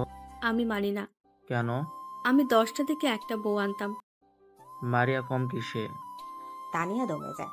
মারিয়া কোনো কিছুতে কম না, কিন্তু ছেলেকে যাচাই বাছাই করে বিয়ে করানো খাইশটা যে অপূর্ণই থেকে যাবে। মাহমুদ কি রাজি? আজকালকার যুগে ছেলে মেয়ের অমতে এসব মাতব্বরি করা ভালো না। মাহমুদের সামনে তো সব জানানো হলো, কই সে তো আপত্তি করেনি। হয়তো ওনার ভয়ে কিছু বলেনি। তুমি একবার ভাইয়ের সাথে কথা বলো। বাবা মায়ের রুম থেকে উচ্চ কণ্ঠ শুনে মাহমুদ সেদিকে যায়। দরজা গলিয়ে মাথা ঢুকিয়ে হেসে বলল, আসবা মা। হঠাৎ ছেলেকে দেখে দুজনে বিব্রত বোধ করে। মাহমুদ রুমে ঢুকে আয়েশ করে বিছানা বসে বলল, হ্যাঁ, এবার বলো। তুই রাজি? আমি রাজি না হলে কি বিয়ে ঠিক হতো? তুই রাজি? মারিয়াকে আমার ভালো লাগে। তোমরা যেটা কখনো বুঝতে পারোনি সেটা বড় আব্বু বুঝেছে। আর আমি চাই না তোমরা দুইজন এটা নিয়ে আর ঝগড়া করো। রুমের বাইরে থেকে সব স্পষ্ট শোনা যায়, সবাই খারাপ ভাবছে। মাহমুদ চলে যায়। তারপর থেকে মহিবুল্লাহ তানিয়া ব্যস্ত হাতে বিয়ের শপিং করে। সব আয়োজনে যেন কমতি না হয় সে খেয়াল রাখে। ছেলে যেহেতু পছন্দ করে তাহলে আর না করে লাভ কি? ভাইয়ের বিয়েতে তিতিরের খুশির অন্ত নেই, তাও কার সাথে? তার একমাত্র চাচাতো বোনের সাথে। বিয়ের বাকি মাত্র 2 দিন। এই 2 দিনে তিতি নিজেকে খুব ব্যস্ত রেখেছে, কিন্তু বেহায়া মন অসভ্য পুরুষের জন্য আনচান করে উঠেছে। সে শতভাগ শিওর যে আরফানের দেয়া ছবিটি এডিট করা। আজকালকার যুগে এসে এইটুকু বোঝার ক্ষমতা তিতিরের আছে, কিন্তু তাকে সব পাঠানোর মানে কি? কি বুঝাইতে চায় বলটা? সে যে অভিমান করে আছে তাকে বুঝে না? মেয়েরা অভিমান করলে কি করতে হয় জানে না নাকি? ডাক্তার হচ্ছে, কচুর ডাক্তার হচ্ছে, মেয়েদের মনই বুঝে না সে নাকি আবার অপারেশন করবে। তিতিরের ভাবনার মাঝে পানি ঢেলে নিয়ে তার রুমে আসে। তিতিরের পাশে বসে বলল, এরপর তো তোমার পালা আপু, কেমন লাগছে? পাকনা কথা বলবি না। পাকনা কথা কই বললাম। তাছাড়া তোমার আর কি লাগবে? বিয়ে তো আর দূরে হবে না, বিয়ে এই বাড়িতেই তো হবে। কি? নিনিয়া যেভাবে ছুটে এসেছিল এবার সেভাবেই ছুটে চলে যায়। তিথি ভাবে নিনিয়া কি তার আর আরফানের কথা জানতে পেরেছে? না করলে এসব বলবে কেন? তিথি চিন্তিত হয়। আরফান আর তার ব্যাপারটা কারো জানার কথা না। কালকে বিয়ে। আরফান মারিয়ার বড় ভাই, সেই হিসেবে তার সবার আগে থাকার কথা ছিল, কিন্তু জরুরি ক্লাসের জন্য যেতে পারেনি। এমন হুট করেই বা কেন মারিয়ার বিয়ে ঠিক করা হলো সেটাও বুঝে আসে না। পাত্র কে? পাত্র তারই ভাই মাহমুদ। আরফানের কাছে সবটা ব্যাপার কেমন লাগে, কিন্তু মাহমুদ পাত্র হিসেবে যথেষ্ট ভালো। এই দিকটা দিয়ে অবশ্য ভালো হয়েছে। আর খারাপ দিকটা হচ্ছে তিতিরের সাথে কথা হচ্ছে না, তার স্বস্তি লাগছে না। সেদিন রাগের মাথায় ভুলভাল ছবি পাঠালেও পরে মনে হয়েছে কাজটা ঠিক হয়নি। বাচ্চাদের উপর রাগ করতে হয় না, বাচ্চাদের বোঝাতে হয় আদর করে। আদরের প্রসঙ্গ আসাতেই তার হাত গালে চলে যায়। বাচ্চাটাকে আদর করতে গিয়ে থাপ্পড় খেয়েছে। কই, তিতির তো একবারও ফোন করে সরি বলল না। আবারও তার মাঝে অভিমানের দেয়াল টই টই করে বেড়ে যায়। বাড়ি এসে পুরোদমে কাজে লেগে পড়ে। ভুল করেও তিতিরের দিকে তাকায় না, কিন্তু কতক্ষণ না তাকিয়ে থাকা যায়? তিতির আশেপাশে থাকলে তার চোখ যেন চুম্বকের মতো টেনে ধরে। এই যে কালো থ্রিপিস পরে কেমন হেঁটে যাচ্ছে, তাকে দেখেও যেন দেখছে না। আরফান ফুস করে শ্বাস ফেলে তিতিরে যাওয়ার পানে তাকিয়ে থাকে। মনে মনে বলে, তোর খবর আছে তিতির। ছোটবেলা থেকে লেখাপড়া ভালো লাগতো না আরশের, তাই তো ম্যাট্রিক পাশ করার পরে সিঙ্গাপুরে চলে যায়। এই তো এবছর প্রবাস জীবনের 5 বছরে পা দিল। বাড়িতে বিয়ের উৎসব, তাই এবার তাকে আসতেই হলো। তাছাড়া মাহমুদ তার ছোট হয় কিনা তার আগে বিয়ে করে ফেলেছে। এই লজ্জাজনক কথা ঢাকতে হলেও তাকে এবার দেশ মুখ হতেই হলো। সকালে বাড়িতে এসে পৌঁছেছে। বিয়ের বাড়ি বেশ ঝাঁকনাকা করে সাজানো, দেখেই বিয়ে বিয়ে ফিল হচ্ছে। কালকে বিয়ে আর আজকে সে এলো, তার আশা নিয়েও বাড়িতে একটা হইচই বেঁধে গেছে। বাড়ির সবকিছুই আরো সে ঠিক লাগলো না শুধুমাত্র তিতিরকে। এত বড় হয়ে গেছে আর দেখতেও একদম পরীর মতো সুন্দর। আরুষের মনে হচ্ছে সে প্রথম দেখায় প্রেমে পড়ে গেছে। মাহমুদের বিয়েটা শেষ হলেই একটা ব্যবস্থা নিতে হবে।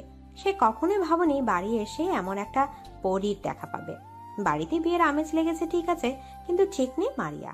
সেদিন রাগের বশে ঘুমের ওষুধ খেলেও তাকে কেউ কোনো প্রশ্ন করেনি, বরং প্রশ্নের বদলে শুনতে পেয়েছে বিয়ের সংবাদ।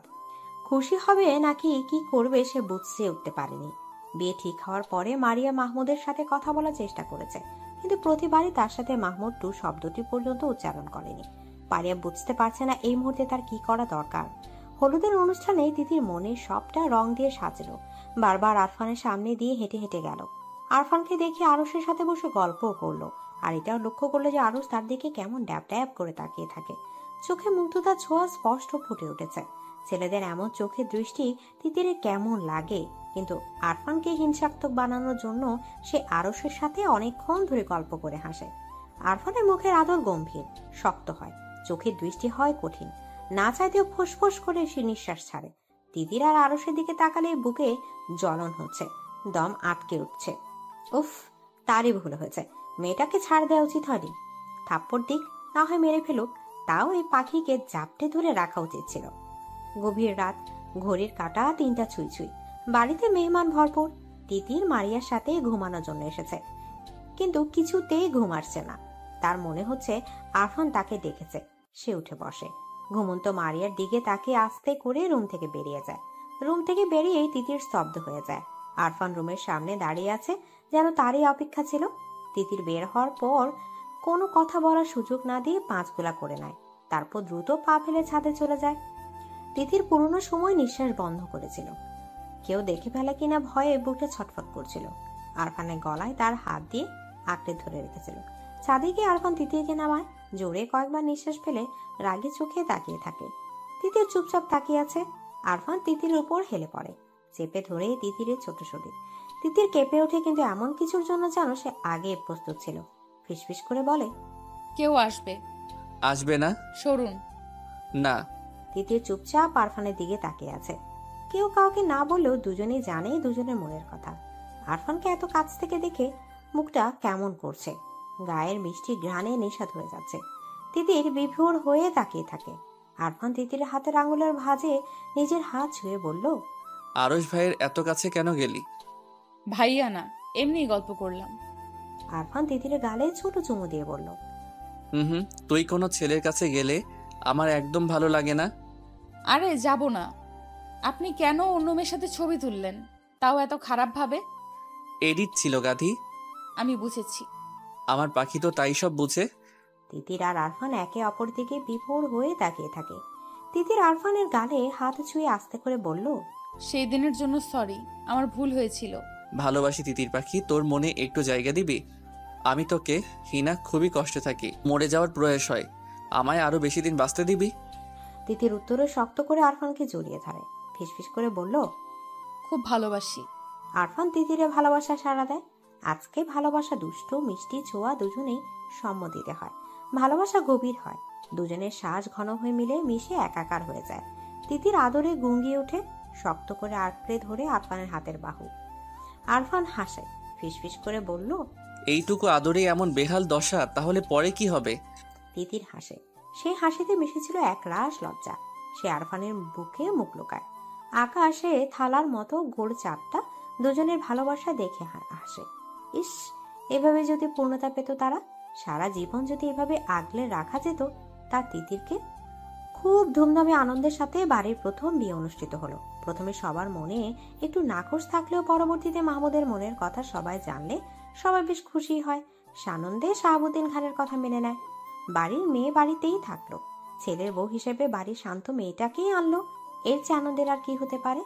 আপন বোন আর চাচাতো ভাই দুজনের বিয়েতে কোনো কিছু কমতি রাখতে রাজি না আরফান। মারিয়াকে পরীর মতো করে সাজানো হয়েছে। মারিয়াকে গম্ভীর মুখও মাহমুদের সাথে বসে ছবি তোলা হয়। মারিয়া কাচুকুচু করে মাহমুদের দিকে তাকায়। বরবেশে মাহমুদকে দেখার তীব্র ইচ্ছা দমিয়ে রাখতে পারেনি। সে তাকানোতে মাহমুদ তার দিকে রাগী চোখে গম্ভীর দৃষ্টি নিয়ে দেখে। মাহমুদের এমন দৃষ্টি দেখে মারিয়া ভরকে যায়। সোজা তাকিয়ে ভাবে মাহমুদ এভাবে তাকাচ্ছে কেন? সে তো এখন তার স্ত্রী, তাহলে এভাবে তাকাবে কেন? একটু নরম করে আদর মাখা চোখে তো তাকাতেই পারতো, তাই না? নাকি মাহমুদ তাকে বিয়ে করে সুখী না? হাজারো চিন্তায় জর্জরিত হয়ে মারিয়ার মন খারাপ হয়ে যায়। মুহূর্তেই মুখের রং বদলে যায়। আরফান ছবি তুলছিল। সদ্য বিবাহিত স্বামী স্ত্রীর এমন গম্ভীর রূপ দেখে বলল, দুজন একটু হাস, মুখটা এমন করে রেখেছিস কেন? আরফানের কথায় দুজনেই হাসার চেষ্টা করে। তিতির পাশ থেকে বলল, ভাই একটু কাছে যাও, এত দূরে বসেছো কেন? তিতির কথায় মাহমুদের খুব রাগ হয়।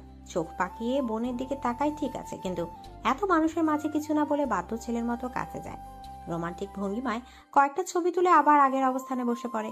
একটু সময়ের জন্য মাহমুদ যখন কাছে এসেছিল তখন মারিয়ার বুকটা ধুকপুক করে জানান দিচ্ছিল মাহমুদ তার স্বামী, তার একান্ত ব্যক্তিগত পুরুষ। এই পুরুষটা কাগজে কলমে তার নামে লেখা হয়ে গেছে, এখন অন্তরে লেখা বাকি। মাহমুদের অন্তরে মারিয়া আছে কি নেই তা সে জানে না, অবশ্য আস্তে আস্তে জেনে নেবে। তার দৃঢ় বিশ্বাস সে মাহমুদের ভালোবাসা জয় করেই নেবে। মারিয়া আবার এটাও ভাবে যে মাহমুদ রাজি না হলে কি আর বিয়ে হতো? সব প্রশ্নের উত্তর রাতেই মিলবে। তিতির আজকে লুকিয়ে বেড়াচ্ছে। এতদিনই চেনা চাচাতো ভাইকে নিজের সঙ্গী হিসেবে ভাবতেই লজ্জায় গাল ভারী হচ্ছে। না চাইতে মুখে লাজুক হাসি চলে আসছে। আরফানের মুখোমুখি হলে রাতের টুকরো ভালোবাসার মুহূর্ত সিনেমার পর্দার মতো চোখের সামনে ভেসে উঠছে। এত করে লজ্জা রাঙা মুখের লাল আবার পরিমাণ যেন তরতর করে বাড়ছে। আরফানও কম দুষ্ট না, সে তিতিরকে দেখলেই চোখ মারে। দুষ্টমি মাখা চোখে বারবার তার দিকে তাকাচ্ছে। তিতি নিজেকে যথাসম্ভব সংযত রাখছে। তার কেন জানি মনে হচ্ছে তার মনের কথা বাড়ির সবাই জেনে যাবে। রাত 11টা। বাসর ঘর সাজানো হয়েছে। সাদা ফুলের মাঝে লাল বেনারসি পরে মারিয়া জড়সড় হয়ে বসে আছে। মাহমুদকে পাওয়ার তীব্র ইচ্ছে ছিল, আর সেটা যে এতটা সহজে পেয়ে যাবে তা সে কখনো ভাবেনি। ভালোই ভালোই বিয়েটা তো হলো, কিন্তু এখন তার নার্ভাস লাগছে, ভয়ে গলা শুকিয়ে আসছে। মারিয়া চুপচাপ বসে আছে। মাহমুদের জন্য অধীর অপেক্ষায় বসে আছে। তার অপেক্ষার প্রহর যেন শেষ হচ্ছে না। এভাবে বসে থাকতে থাকতে ছোট মনে উকি দেয় হাজারো স্বপ্ন। লাজে লাল হয়ে সে হাসে, কিন্তু মাহমুদ আসে না। মাহমুদের জন্য অপেক্ষা করতে করতে তার মন খারাপ হয়। নতুন বউকে এতক্ষণ বসিয়ে রাখার কোনো মানে আছে? জড়া তো 1টা বাজে। মাহমুদ ঘরে আসে। কাঠের ভারী পাল্লা লাগানোর শব্দে মারিয়া দরজার দিকে তাকায়। মাহমুদ চকিতে নয়নে একবার মারিয়ার দিকে তাকিয়ে আবার চোখ ফিরিয়ে হ্যাঙ্গার থেকে কাপড় নিয়ে বাথরুমে কাপড় পাল্টাতে চলে যায়। মারিয়া আশায় ছিল মাহমুদ আসলে সে লাজুক হয়ে তাকে সালাম দেবে, মাহমুদ কথা বলবে, আরো কত কি। কিন্তু এই পুরুষে পরি তুললো এমন বউকে অবহেলা করে বাথরুমে চলে গেল। কিছুক্ষণ পর মাহমুদ বেরিয়ে আসে। মারিয়াকে তার দিকে তাকিয়ে থাকতে দেখে বলল, কাপড় চোপড় পাল্টে শুয়ে পড়ো, অনেক রাত হয়েছে। এই কথাটা বলতে বলতে মাহমুদ বিছানার ফুল সরিয়ে আস্তে করে পাশ ফিরে শুয়ে পড়ে। মাহমুদের কাছে মারিয়া স্তব্ধ হয়ে যায়, ঠোঁট কেঁপে ওঠে, চোখের কোল বেয়ে গড়িয়ে পড়ে পানির ধারা। মাহমুদের এই অবহেলা সে সহ্য করতে পারে না। বুকে অসামান্য ব্যথা অনুভব হয়। নিশ্চুপ কান্নায় নিঃশ্বাস বন্ধ হয়ে আসে। বাসর রাত নিয়ে সবারই কত স্বপ্ন থাকে, মারিয়ারও ছিল। মাহমুদকে নিয়ে নতুন জীবনে পা দেওয়ার ইচ্ছেটা কত রঙিন ছিল, কিন্তু মাহমুদ এমন করছে কেন? মারিয়া কান্না ভেজা চোখে মাহমুদের দিকে তাকিয়ে আছে। তার এখন মনে হচ্ছে মাহমুদ উঠে বসে হেসে ফেলবে আর তাকে জড়িয়ে ধরে বলবে, মজা করেছি। কিন্তু না, ঘড়ির কাঁটা টিকটিক করে বয়ে যাচ্ছে। মাহমুদ তো আর ওঠে না। মারিয়া ফুপিয়ে ফুপিয়ে কাঁদে। নিজের অপরাধ কোথায় তা বুঝতে পারে না। ছোট মেয়ে কাঁদতে কাঁদতে বিয়ের ভারী কাপড় পাল্টানোর কথা ভুলে খাটের একপাশে জড়সড় হয়ে ঘুমিয়ে পড়ে। কান্নার ফোফানোর শব্দ বন্ধ হওয়ার পর মাহমুদ উঠে বসে। গভীর চোখে অপলক তাকিয়ে থাকে লাল টুকটুকে বউটার দিকে। এতক্ষণ সে সজাগ ছিল। মারিয়ার প্রতিটা কান্নার শব্দ তার কর্ণগোচর হয়েছে। ঘুমন্ত বউটার দিকে তাকিয়ে স্বস্তির নিঃশ্বাস ফেলল। নিজের একটু কষ্ট হলে মারিয়ার এই শাস্তিটা পাওয়া প্রাপ্য। হাত বাড়িয়ে মারিয়ার কান্না ভেজা ফ্যাকাশে গাল ছুঁয়ে দেয়। খুব ভোরে মারিয়ার ঘুম ভেঙে যায়। পাশে ঘুমন্ত মাহমুদকে দেখে নতুন জীবনে পদার্পণের কথা মনে পড়ে যায়। মাহমুদকে সারা জীবনের জন্য নিজের করে পেয়েছে বলে খুশি লাগছে, আবার তাকে এমন প্রত্যাখ্যান করেছে বলে কষ্টও লাগছে। মারিয়া ঘুম ভাঙার কারণ হিসাবে আবিষ্কার করলো গায়ের ভারী কাপড় আর গহনাগুলো। এগুলোর কারণে গরমে ঘুম ভেঙে গিয়েছে। নতুন বউ হিসেবে আজকে তার নতুন শাড়ি পরার কথা। সে অনুযায়ী মারিয়া নতুন কাপড় হাতে নিয়ে বাথরুমে ঢুকে যায়। হালকা গোলাপি শাড়ি পরে বাথরুম থেকে বেরিয়ে মারিয়া হতভম্ব হয়ে যায়, কারণ ততক্ষণে মাহমুদ কাপড় পরে রেডি। মাহমুদের প্রস্তুতি জোগাড় দেখে বুঝতে পারে মাহমুদ ঢাকা চলে যাচ্ছে। মাহমুদ মারিয়ার দিকে এক পলক তাকিয়ে বেরিয়ে যায়। মাহমুদের এমন কাজেই মারিয়া চুপচাপ দাঁড়িয়ে কেঁদে ফেলে। মাহমুদ এত নিষ্ঠুর ছিল না, তাহলে হঠাৎ এমন নিষ্ঠুর আচরণ করছে কেন? 15 দিন পর সোফিয়া খানম সবার সাথে আলোচনা বসে। আম্মা, আরশের তো একটা ব্যবস্থা করার দরকার। হ্যাঁ, তা তো করা লাগবই। এক কাজ করি, মাহমুদের জন্য যে আকবর আলীর নাতনির কথা বলেছিলাম তা তো আর দেখা হলো না, কিন্তু আরশের জন্য দেখতে ক্ষতি তো নেই। এত মেয়ে দেখা দেখির কি আছে? আমাদের ঘরেই যখন এত সুন্দর পড়ে আছে, তখন আর বাহিরে যাব কি দরকারে? জয়তুন বেগমের কথায় সবাই চমকে যায়। উনি যে তিতিরের কথা বলছে এটা কারো বোঝার বাকি নেই। তিতিরের মা প্রতিবাদ করে, বলল, আম্মা, দিদি তো অনেক ছোট, এসব বলবেন না। তুমি চুপ থাকো, মহিলাদের এত কথা ভালো না। আম্মা, তিতিরকে কিভাবে বিয়ে দেব? ও তো ছোট। মারিয়াও তো তিতিরের বয়সী। মাশাল্লাহ, কি সুন্দর বিবাহিত জীবন। না, বুবু তা হয় না। আমার একটা মেয়ে, আমার অনেক স্বপ্ন। আমার ছেলে কি ফেলানো?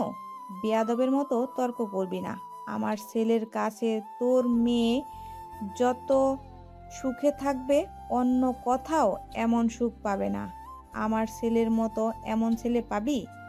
তানি এবার কেঁদে দেয়। স্বামী আর ভাসুরের দিকে তাকিয়ে বলল, আমার মেয়ে আমি বিয়ে দেব না। এত কথার দরকার কি? আরশের সাথেই তিতিরের বিয়ে হবে, আর এটাই আমার সিদ্ধান্ত। আমার সিদ্ধান্তই এই বাড়ির চূড়ান্ত কথা। এই বিয়ে নিয়ে হাজারো কথা কাটাকাটি হয়, কিন্তু কেউ জয়তুন বেগমকে ওনার সিদ্ধান্ত থেকে নাড়াতে পারে না।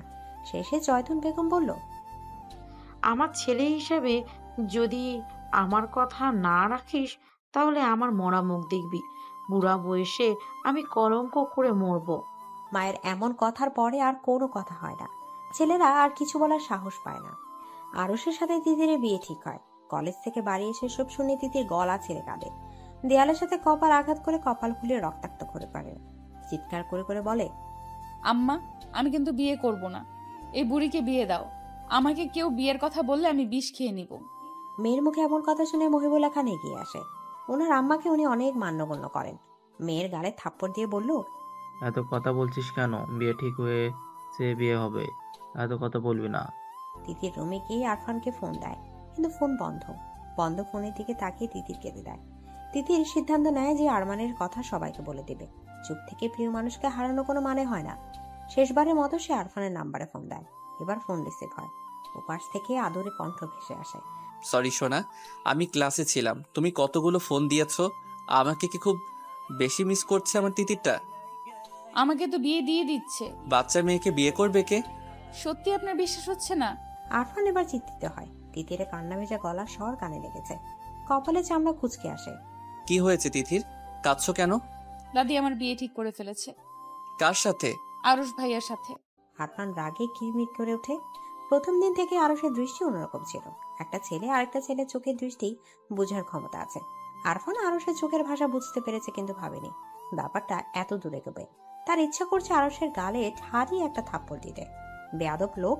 আরফানের চুপ করে থাকতে দেখে তিতির বলল, আপনি কিছু বলুন, আমি কি করব? আপনাকে ছাড়া আর কাউকেই বিয়ে করব না। আর কাউকে বিয়ে করবে কেন? তুমি তো আমাকে বিয়ে করবে, আমার বউ হবে। কেউ মানবে না। তারপর আরফানকে বাড়ির পুরো ঘটনা বিস্তারিত জানায়। সব শুনে আরফান বলল, আমি সব ঠিক করে নেব, তুমি এত ঘাবড়ে যেও না। আমার ভয় হয় আপনাকে না হারিয়ে ফেলি। দূর পাগল, আমি তোমার আছি, তোমারই থাকবো, একটু হারাবো না। ভীষণ ভালোবাসি। আমি তো জানি আমার তিতির সোনা আমাকে কত ভালোবাসে। আমিও তিতিরকে ভীষণ ভালোবাসি। সে কি জানে? আরফানের উপর তিতিরের ভীষণ বিশ্বাস। সে জানে আরফান থাকতে কোনো বিপদ তাকে ছুতে পারবে না। আরফানের এই কথাগুলো তাকে অনেক সুখ দেয়। সে সুখী গলায় বলল, জানে, খুব ভালো করেই জানে। জানলে বিশ্বাস রেখো। তুমি আমার এই কথাটা মনে রেখো। আচ্ছা। আরফান ফোন রেখে ছোট একটা ব্যাগে প্রয়োজনীয় জিনিসপত্র নিয়ে বাড়ির উদ্দেশ্যে বেরিয়ে যায়।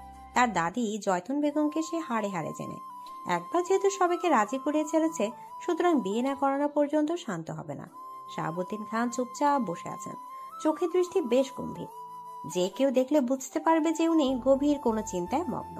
সালমা রাতের কাজকর্ম সেরে রুমে এসেছে অনেকক্ষণ, কিন্তু স্বামীর কোনো সারা শব্দ পাচ্ছে না। তার সাথে এ পর্যন্ত কোনো কথা বলেনি। সালমা এগিয়ে যায়, কাঁধে হাত রেখে বলল, কি ভাবেন? আম্মা হঠাৎ তিতিরকে কেন আরুষের বউ বানাতে যাচ্ছে? সালমা বেগম এই ব্যাপারটা নিয়ে নিজেও ভেবেছেন, কিন্তু শাশুড়ির উপর কথা বলার সাহস কারণে। তার শ্বশুর ইহলোক ত্যাগ করার পরে সবাই তাদের আম্মাকে প্রাণ ভরে মানে। মায়ের উপর কথা বলে না, উনি যা বলে সেই কথাই চূড়ান্ত সিদ্ধান্ত হিসেবে গণ্য করা হয়। শাহাবুদ্দিন বলল, তিতিরের কান্নার শব্দ শুনছো? মেয়েটা বোধহয় এই সিদ্ধান্ত মানতে পারছে না। হ্যাঁ, সারাদিন কান্নাকাটি করেছে, দেওয়ালে মাথা ঠুকে কপাল ফুলিয়ে ফেলেছে। মহিবুল্লার তো মা রোলও। আরস তো দেখতে শুনতে ভালোই, কিন্তু তিতির এমন পাগলামি করছে কেন? ওর কি কোনো পছন্দ আছে নাকি? বাচ্চা মেয়ে, ওর কি পছন্দ থাকবে? তাছাড়া এমন কোনো ভাবভঙ্গিমা তো দেখিনি। আমাদের মারিয়াও কিন্তু বাচ্চাই ছিল, শান্ত ছিল, কোনো ভাব ভঙ্গিমা ছাড়াই মাহমুদকে ভালোবেসেছে। আমরা কি তা টের পেয়েছি? সালমা কথাটা ভাবলেন, কথা সত্যি। মেয়েদের ওপর দেখে কখনো তাকে যাচাই করতে নেই। মহিবুল্লাহ বিছানায় সোজা হয়ে শুয়ে আছে, তানিয়া পাশে বসে বলল, শোনেন, বিয়েটা কি হওয়াই লাগবে? হ্যাঁ। তিতির রাজি না। ও রাজিতে কিছু আসা যায় না। আজকাল মেয়েদের সিদ্ধান্ত ছাড়া বিয়ে দেওয়া তো ভালো না, পরে সংসারে অশান্তি হয়। শোনো আম্মা, যেহেতু বলেছে তাহলে তিথিরের জন্য আরও সে ঠিক। আমার মায়ের কোনো সিদ্ধান্ত ভুল হতে পারে না। আপনার কোনো কথা নেই? না, আমিও এই সিদ্ধান্তকে সমর্থন করেছি। তানিয়া দীর্ঘশ্বাস ফেলে চুপ করে থাকে। তিথির এই বিয়েতে রাজি না। উনি ওর আরশের একমাত্র মেয়ে, জামাই করতে চান না, কিন্তু না চাইতেও করতে হবে। উনি যে নিরুপায়। রাত 2টার দিকে তিতিরের মনে হলো তার রুমে কেউ আছে। ড্রিপ লাইটের আলো সে দেখতে পায় এক মানব এক দৃষ্টিতে তার দিকে তাকিয়ে আছে। এত রাতে তার রুমে কে আসতে পারে তা ভেবে তিতিরের গলা শুকিয়ে যায়। মনে মনে ভাবে, এটা বুঝি আরশ। আরশকে ভেবেই তিতির চিৎকার করার প্রস্তুতি নেয়। মানুষটা বুঝেই তিতিরের মনের কথা স্পষ্ট শুনতে পেল, তাই তো তখনই আলতো করে তিতিরের গা ছুঁয়ে দেয়। তিতির চমকে ওঠে, অসময় প্রিয় স্পর্শ পেয়ে অবিশ্বাস্য চোখে তাকিয়ে থাকে। চোখ থেকে ঘুম ঘুম ভাব ছুটে পরিচিত প্রিয় পারফিউমের গন্ধে। বাড়ানো হাতটা আঁকড়ে ধরে নিজেকে বোঝাতে চায় এটা স্বপ্ন না, বাস্তব। আবছা অন্ধকারে আরফানের পরশম ভরা পুরুষালী পেশি বহুল হাতে তিতির পাগলের মতো চুমু দেয়। হাতটা টেনে গালে মিশিয়ে নেয়। তিতিরের কাছে আরফান বলল, পাগল মেয়ে। তিতির সত্যি পাগলের মতো কেঁদে ফেলে। হঠাৎ তিতিরের কান্নায় আরফান বিচলিত হয়, উঠে লাইট জ্বালিয়ে দেয়। তিতির আশ্রাম করে বসে আছে। লাইটের আলোয় আরফান দেখতে পায় ফর্সা গায়ে তিতিরের কপাল, কালচে দাগ, রক্ত আসার কাটা দাগ স্পষ্ট। গোল গোল গালে আঙুলের ছাপ ফুলে উঠেছে। প্রিয়তম চেহারা এমন দাগ দেখে তার বুকটা মুচড়ে ওঠে। দ্রুত তিতিরের কাছে গিয়ে যায়। নরম স্পর্শে তিতিরের কপাল ছুঁয়ে দেয়। গালের ফোলা অংশে হাত বুলিয়ে বলল, এসব কি? বিয়ে দিয়ে দিচ্ছে, তাই রাগে দেওয়ালে আঘাত করেছি। তাই বলে নিজেকে আঘাত করতে হবে? আমি আছি না? আরফান ভীষণ যত্ন নিয়ে তিতিরের আঘাত ছুঁয়ে ছুঁয়ে দেখে। তিতির কিছুক্ষণ চুপ থেকে বলল, ভুল হয়েছে। জীবনে যেমন পরিস্থিতি আসুক না কেন, কখনো নিজেকে আঘাত করার কথা ভাববে না, মনে থাকবে? আর গালের আঘাতটা? আব্বা বিয়ে করবো না বলাতে মেরেছে। আরফান যত্ন আদর দিয়ে তিতিরের গা ছুঁয়ে দেয়। তারপর লাইট নিভে আস্তে করে দুজন বাড়ি থেকে বেরিয়ে যায়। তিতির বারবার জিজ্ঞেস করে কোথায় যাচ্ছে, কিন্তু আরফান চুপ থাকতে বলে। এত রাতে আসতে গেলেন কেন? আমার প্রেমিকার বিয়ে হয়ে যাচ্ছে, আমি ঢাকায় বসে থাকবো? হোক বিয়ে, তাতে কি? আমাকে মেরে ফেলতে চাস নাকি? যদি মেরে ফেলতে চাস তাহলে বিয়ে করে নে। তিতির হেসে আরফানের হাত আঁকড়ে ধরে। আরফান আবার বলল, তুমি পারবে আমাকে ছেড়ে অন্য কাউকে বিয়ে করতে? আমিও মরে যাব। ইস, একদম আমার আত্মা তুমি। তিতিরের কথা শুনে আরফান হাসে। নদীর তীরে এসে থামার পরে তিতির মুগ্ধ চোখে নদীর দিকে তাকিয়ে থাকে। ভরা জ্যোৎস্নায় নদীর পানি টলমল দৃশ্যমান। আকাশে বিশাল থালার মতো চাঁদ। মাঝে মাঝে ঝিঝি পোকার লুকোচুরি চোখে পড়ছে। তিতির হাসে, বিড়বিড় করে বলল, এত সুন্দর। বাড়িতে যাওয়ার সময় এমন দৃশ্য দেখে ভাবলাম আমার তিতিরকে এই সৌন্দর্য থেকে বঞ্চিত করা ঠিক হবে না, তাই তো তোমাকে নিয়ে আসলাম। মন ভালো লাগছে? খুব। দুজনে ঘাটে বাঁধা একটা নৌকায় উঠে বসে। তিতির বলল, নৌকা চালাবে কে? আমি চালাবো। আমি তোমার মাঝি উজান গাঙ্গে বৈঠা বাইয়া লইয়া যামু শ্বশুরবাড়ি, যদি কন্যা থাকো তুমি রাজি। তিতির সারাদিনের কান্না টেনশন সব ভুলে আরফানের ছন্দ শুনে খিলখিল করে হাসে ওঠে। ভীষণ আহ্লাদে গলায় বলল, মাছি, আমারে তোমার মন মাঝারে নিয়ে যাও, যেখানে কেউ খুঁজে পাবে না। আরেকটু অপেক্ষা করো সুন্দরী, এই মাঝি তোমাকে সমুদ্রে ডুবিয়ে আবার উঠাবে। সাঁতার জানো তো? সাঁতার জানি না, তবে মাছির সাথে থাকতে চিন্তাও করি না। মাঝি শিখাবে। হ্যাঁ, খুব ভালো করে শিখাবো। তিতির নৌকার পাটাতনে মাথা রেখে শুয়ে পড়ে। আরফানের দিকে তাকিয়ে বলল, সারা জীবনের জন্য তুমি আমার মাছি হয়েই থেকো, আমার উজান ঘাটের মাছি। থাকবো। শুনছো চাঁদ, এই মাছি আমার, শুধু আমার। তুমি সাক্ষী থাকলে কিন্তু। তিতির তারা ভরা আকাশের দিকে তাকিয়ে মুগ্ধ হয়। এত সুন্দর রাতের আকাশে আগে কখনো দেখেনি, কিংবা কখনো এর রূপ উপভোগ করার চেষ্টাও করেনি। আজকে এমন মধুর রাত উপভোগ করানোর জন্য সে আরফানের উপর কৃতজ্ঞ। মাছ নদীতে যাওয়ার পরে আরফান নৌকার বৈঠা তুলে নেয়, ধীর পায়ে এগিয়ে তিতিরের কাছে যায়। আরফানের উপস্থিতিতে তিতির চোখ খুলে তাকায়, মিষ্টি করে হাসে। আরফান দাঁড়িয়ে থাকে। আরফানকে দাঁড়িয়ে থাকতে দেখে তিতিরও দাঁড়ায়। দুজন দাঁড়ানোর জন্য নৌকা দুলে উঠে। ভয় পেয়ে তিতির আরফানের হাত আঁকড়ে ধরে। আরফান হেসে তিতিরকে কাছে টেনে নেয়, সহাস্য গলায় কৌতুক করে বলল, মাঝিকে সারা জীবনের জন্য চাও, আবার নৌকার সামান্য দোলায় ভয় পাও। এমন হলে তো হবে না অসুন্দরী। হবে হবে, এই সুন্দরীর জন্য সব হবে। রাতের জোরালো হাওয়ায় নৌকা আপনা আপনি চলছে। তিতির সামনের দিকে তাকিয়ে বলল, টাইটানিক ছবিটা দেখেছো? অনেকবার। কতবার দেখেছি তার হিসাব নেই। জাহাজে রোজ আর জ্যাক যেমন পাখি হয়েছিল, চলো না তেমন পাখি হই। নিঝুম রাত, ঝিঝি পোকার ঝিঝি ডাক ব্যতীত আর কোনো শব্দ নেই। চারপাশ স্তব্ধ হয়ে আছে। আকাশে চাঁদ তারা মিটিমিটি হেসে যেন তাদের ভালোবাসা দেখছে। এমন মধুর পরিবেশে যদি প্রিয়তমা পাশে থাকে, তাহলে আরফান ঠিক থাকে কি করে? কোনো শ্রাদ্রব্য সেবন না করে তিতির নেশায় আচ্ছন্ন হয়। নিজেকে হারাতে ইচ্ছা করে ছোট তিতিরের মাঝে। বেসামাল ইচ্ছেরা আশকারা দেয়। তার এমন দিশেরা অবস্থায় তিতির যখন আবদার করে সে রোজ আর জ্যাকের মতো পাখি হতে চায়, তখন আরফানের ইচ্ছে করে জ্যাকের মতো রোজকে আদর করতে, একটু ছন্ন ছাড়া হতে। আরফান নিজেকে শান্ত করতে জোরে নিঃশ্বাস ফেলে। তিতির আরফানের শান্ত অথচ চঞ্চল চোখের দিকে তাকায়। তার বুকের খাঁচার হৃৎপিণ্ডটা বেসামাল ভাবে লাফাচ্ছে। আরফানকে খুব ভালোবাসতে ইচ্ছে করছে। পাগলের মতো আরফানের বুকে লেপ্টে থাকতে ইচ্ছা করছে। তিতির খুব ভালো করে জানে এই ভাবনাগুলো ভাবা অন্যায়, কিন্তু তার অবাধ্য পাগলাতে মনে এগুলো ভাবছে। নিঝুম রাতে প্রিয় মানুষের আঙুলের মৃদু ছোঁয়া তার বুক কাঁপিয়ে দিচ্ছে। আরফানের এমন শান্ত চোখের দৃষ্টি তাকে আরো পাগল করে দিচ্ছে। আরফানের গায়ের ভীষণ পরিচিত গ্রানটা এত ভালো লাগছে। আরফান হাসে, হাত দিয়ে তিতিরের দুহাত আঁকড়ে ধরে পাখির মতো ডানা মেলে। দুজন চোখ বন্ধ করে রাখে। খোলা নদীর উত্তাল বাতাসে কপত কপতিকে নিবিড় ভাবে ছুঁয়ে যায়। আরফান তিতিরের কানের কাছে মুখ নিয়ে ফিসফিস করে বলল, ভালো লাগছে? ভীষণ। আরফান তিতিরের দিকে তাকিয়ে থাকে। তিতির আরফানের বুকে পিঠ লাগিয়ে সামনে তাকিয়ে চোখ বন্ধ করেছিল, কিন্তু হঠাৎ অনুভব করে গলার ঠোঁটের স্পর্শ। তিতিরের সর্বাঙ্গ কেঁপে ওঠে, অবশ হয়ে আসতে চায় হাত পা। সে চোখ খুলে তাকায়, মাথা ঘুরিয়ে আরফানের দিকে তাকায়। আরফানকে তখন অন্যরকম লাগছিল, নেশায় আচ্ছন্ন হয়েছিল। দুজনের চোখে চোখে কথা হয়। আরফান টুপ করে তিতিরের ঠোঁট স্পর্শ করে বলল, ভালোবাসি। তিতির এক দৃষ্টিতে তাকিয়ে আছে। তিতিরের চোখের ভাষায় কিছু ছিল যা আরফানের বুক কাঁপিয়ে দিল। মাঝ নদীতে এক গভীর চুম্বনের সূচনা হলো। উন্মাদ হয়ে গেল দুজন। কিছুক্ষণ পর আরফান শক্ত করে তিতিরকে আঁকড়ে ধরে ফিসফিস করে বলল, আমি সবাইকে মানিয়ে জলদি বিয়ে করে নেব, প্রমিস। তুমি খুব দুষ্টু, আমি তোমাকে বিয়ে করব না। কাকে করবে? আরশকে? না, তোমাকে। নৌকার পাটাতনে দুজন শুয়ে আকাশের দিকে তাকিয়ে থাকে। চাঁদটা কেমন ঝলঝল করছে। তিতিরে মনে হলো একটু আগে তাদের ভালোবাসার সাক্ষী হয়ে চাঁদ হাসছে। সে লজ্জা পায়, আরফানকে জড়িয়ে ধরে।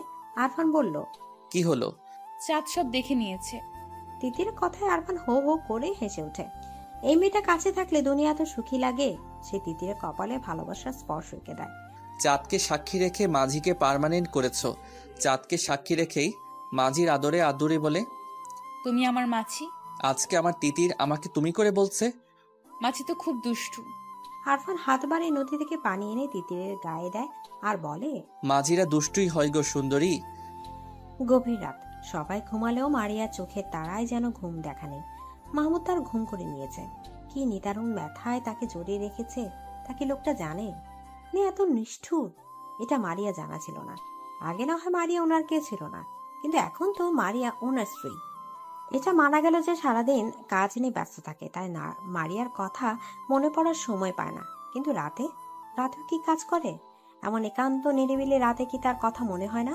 মাহমুদের কথা ভাবতে ভাবতে মারিয়ার গাল ভিজে ওঠে। কান্না করা যেন তার নিয়মিত রুটিন হয়ে গিয়েছে। মাহমুদ বাড়ি আসে না, এটা একরকম শাস্তি। কিন্তু মোবাইলের নাম্বার ব্ল্যাক লিস্টে রাখার মানে কি? মারিয়া যে যোগাযোগ করবে এমন একটা রাস্তাও সে খুলে রাখেনি। মারিয়া হঠাৎ বুঝতে পারে তার মোবাইলটা মৃদু কেঁপে উঠেছে। সে পানি ভরা চোখে ঝাপসা দৃষ্টি মেলে মোবাইলের দিকে তাকায়। এত রাতে কে ফোন দিবে? মাহমুদের কল দেখে আনন্দে মারিয়ার দম বন্ধ হয়ে যায়। কাপা কাপা হাতে ফোন রিসিভ করতে গেলেই তা কেটে যায়। মারিয়া হতভম্ব হয়ে তাকিয়ে থাকে। ফোন রিসিভ করার আগেই কেটে গেল। আফসোসে মারিয়া মরে যেতে ইচ্ছা করলো। তখনই আবার ফোন এলো। মারিয়ার সাথে সাথে রিসিভ করে, কিন্তু কথা বলতে পারে না। কোন এক অজানা কারণে তার গলা দিয়ে কথা আসছে না। মাহমুদ বোধহয় তার কথায় অপেক্ষায় ছিল। সে চুপ দেখে মাহমুদ বলল, মারিয়া। মারিয়া কেঁপে ওঠে, চোখ বন্ধ করে মাহমুদের গলার স্বর অনুভব করে। মাহমুদ আবার বলল, ঘুমিয়ে গেছো? না। এত রাত হলো, ঘুমাওনি কেন? আপনি বাড়ি আসেন না কেন? বাড়ি আসবো কেন? কেন আসবেন জানেন না? ও আচ্ছা। কি আচ্ছা? আসতে হবে না। তুমি কি আমার উপর রাগ করে আসছো? না। মারিয়া শোনো, হুম। তোমার জন্য একটা সারপ্রাইজ আছে। কি সারপ্রাইজ? কালকে বাড়ি আসছি। মারিয়ার হাত পা ঠান্ডা হয়ে যায়। তাকে একরাশ লজ্জা এসে জাপটে ধরে। সে কট করে ফোনটা কেটে দেয়। ইস, এত লজ্জা লাগছে কেন?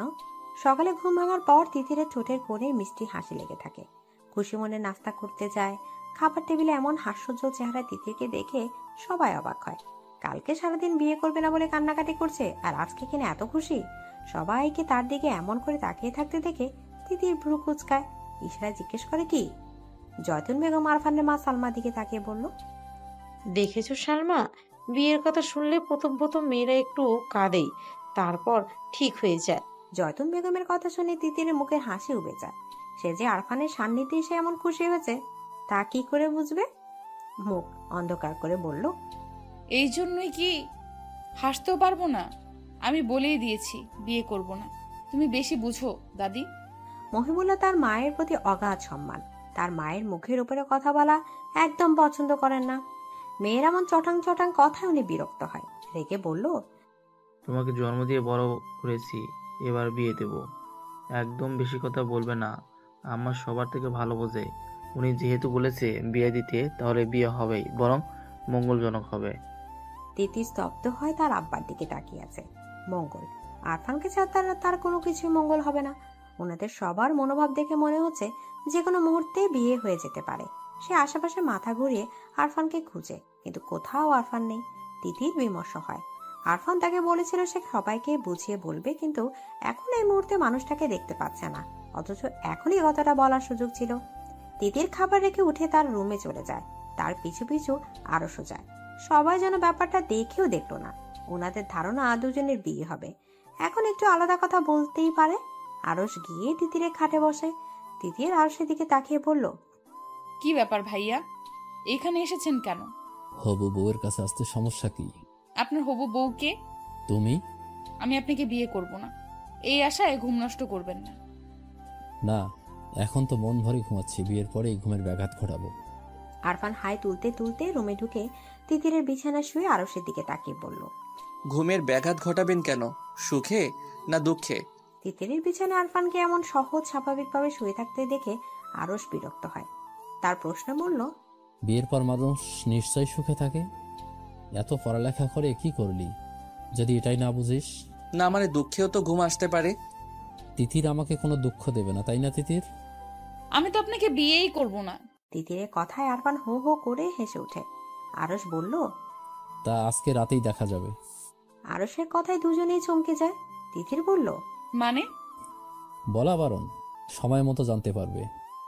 আরস চলে গেল। তিতির স্তব্ধ হয়ে তাকিয়ে থাকে। আরফান হাতের ইশারায় তিতিরকে চুমু দিয়ে বলল, নো চাপ বেবি, मैं हूं ना। তিতির হাসে। আরফান উঠে বেরিয়ে যায়। যাওয়ার আগে তিতিরের কপালে পড়ে থাকা চুলগুলোতে ফু দিয়ে আরো এলোমেলো করে দিয়ে বলে, তুমি আমাকে বিয়ের প্রস্তুতি নাও, দেখা যাবে যে কোনো মুহূর্তে এসে বলবো কবুল বলো তিতির। আরফানের পাগলামিতে তিতির হাসে।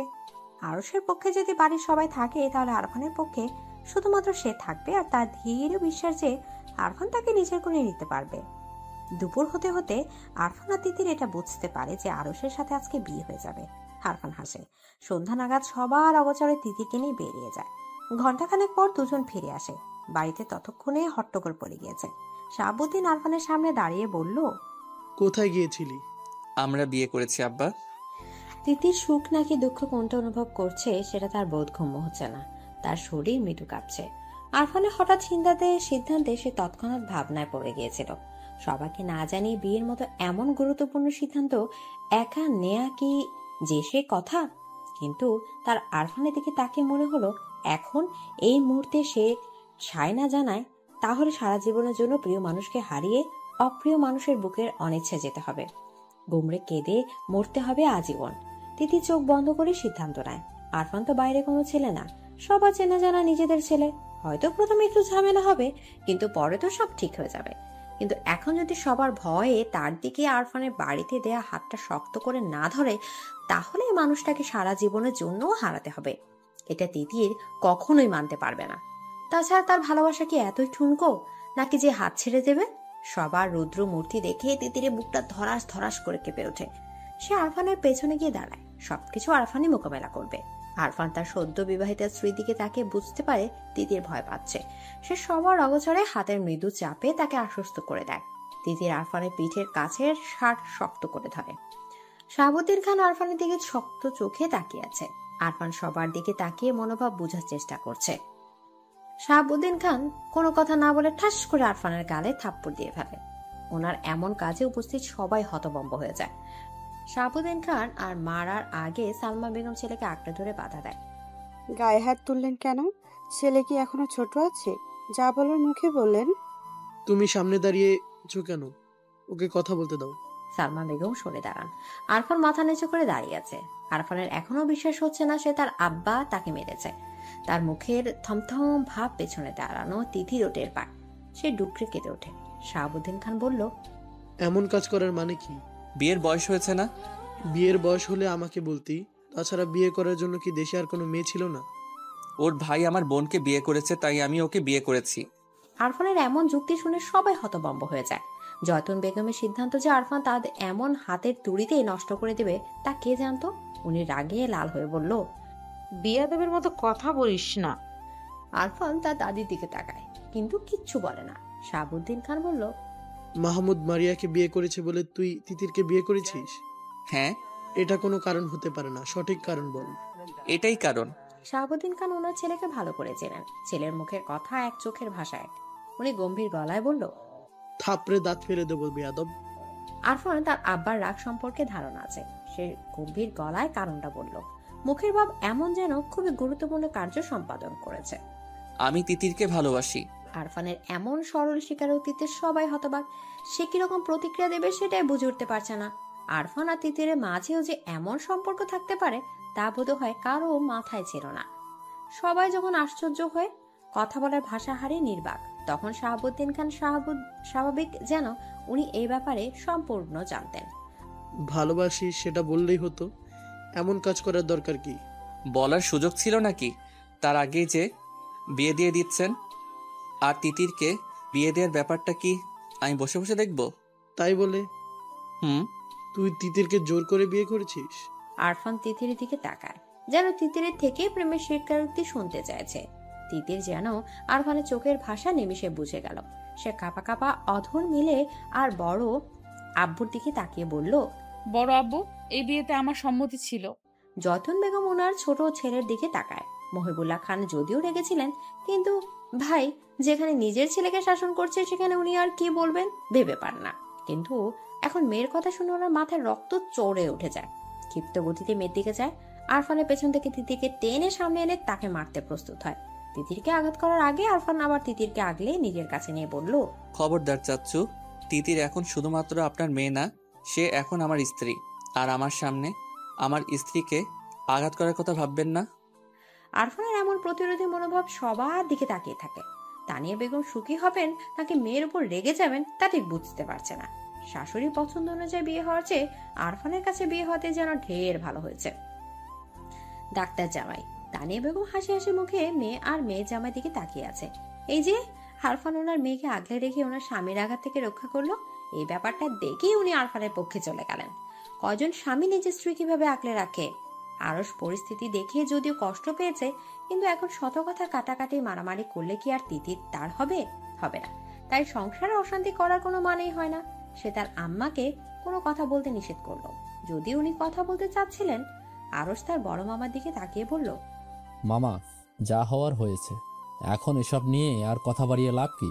মানুষ শুনলে আরো কথা বাড়বে, এর চেয়ে বরং মেনে নিন, এটাই ভালো।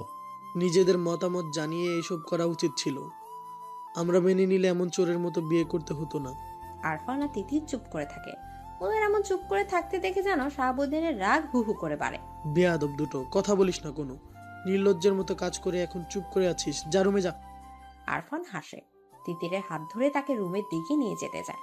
তার কাছ থেকে শাহাবুদ্দিন খান বলল, এই বেয়াদব, ওকে কোথায় নিয়ে যাচ্ছিস? আমার রুমে। কেন? আমার বউ তো আমার রুমেই থাকবে।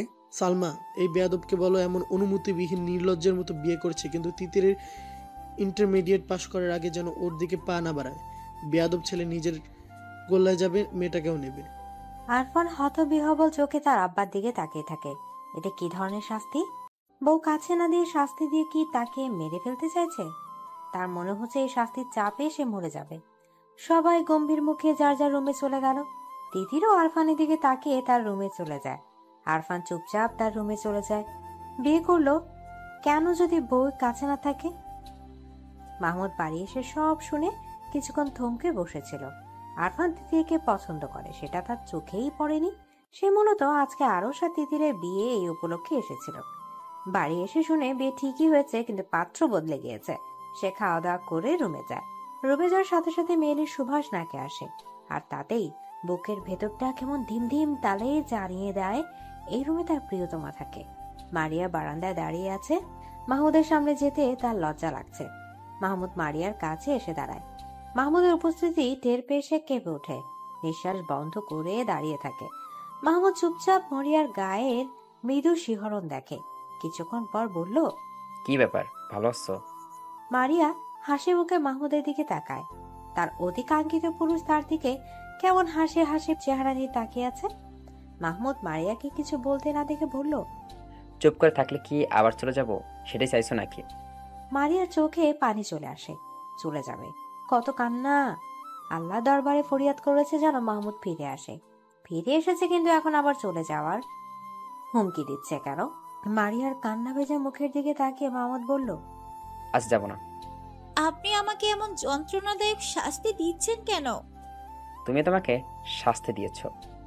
কিভাবে? নিজেকে শেষ করে দিতে চেয়েছো। এর থেকে বড় শাস্তি আর কি হতে পারে? মারিয়া অবাক হয়ে মাহমুদের দিকে তাকিয়ে আছে। মাহমুদ হেসে বলল, ভালোবাসি। মারিয়া লজ্জা পায়। লাজুক হেসে রুমে চলে যায়।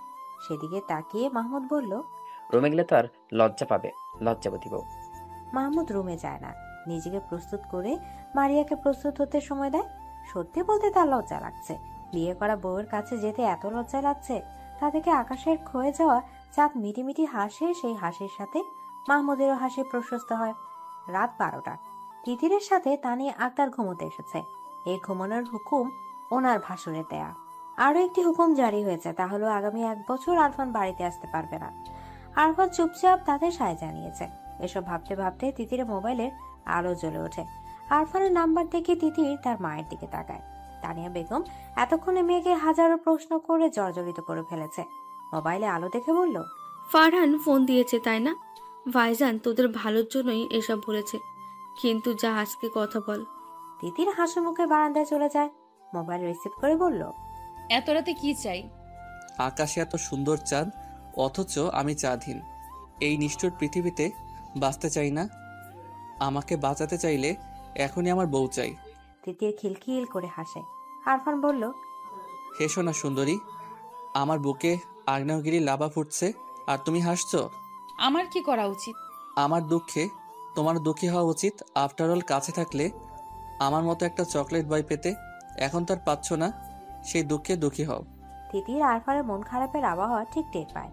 তারও যে খারাপ লাগছে না তা নয়, তারও খারাপ লাগছে, ছটফট করছে বুকের ভেতরটা। সে আস্তে করে বলল, আচ্ছা আব্বা, এটা একটা কাজ করলেন বলো? বিয়ে করেছি অথচ বউ কাছে নেই, আজব। বিয়ে করলেই বউ কাছে থাকতে হবে? 100% থাকতে হবে।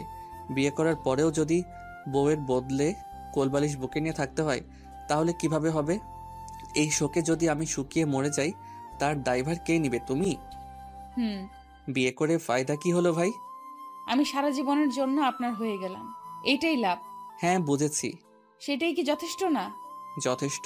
তাহলে আর কি? আমার যে বিয়ে বিয়ে ফিলিংস আসছে না, এর জন্য বউ চাই। হ্যাঁ, বিয়ের পরে বউকে জড়িয়ে ধরতে না পারলে, আদর করতে না পারলে কি করে মনকে বোঝাবো যে আমার একটা নাদুস নুদুস বউ আছে? মাহমুদ আর মারিয়াও তো আমাদের বয়সী, ওরা তো একসাথে থাকছে, তাহলে আমরা কি অপরাধ করেছি? সেটা আপনার আব্বাকে বোঝান। আরফানের ভীষণ রাগ হলো। মেয়েটা কি তার অব্যক্ত কথাটা বুঝতে পারছে না? সে ফোন কেটে দিল, তারপর চুপচাপ রুমে চলে গেল। কালকে ঠিকই সে ঢাকা চলে যাবে। এই মেয়ে স্বামীর কথা বোঝে না, বোকা। সকালে তিতির সোফায় বসে মোবাইল দেখছিল, তখন আরফান তার পছন্দের আইসক্রিম এনে তার সামনে বাড়িয়ে দেয়। তিতির প্রচন্ড খুশি হয়। খুশির ঠেলায় মনে মনে আরফানের নাকের ডগায় চুমো খায়। হাত বাড়িয়ে বক্স ধরতে গেলে আরফান সরে যায়। তার পাশে বসে আয়েশ করে আইসক্রিম খেতে আরম্ভ করে। আরফানের এমন কাজে তিতির আশ্চর্য হয়ে তার দিকে তাকিয়ে থাকে। প্রিয় জিনিস না দেয়াতে এত রাগ লাগছে। আরফান আইসক্রিম খেতে খেতে বলল, কেমন লাগে আপু? একটু দেন না। একটু না, তোর খাটাস বড় বাবা আমাকে বউ থেকে বঞ্চিত করেছে। বিয়ে করার পরেও আমাকে সিঙ্গেল রাত পার করতে দিয়েছে।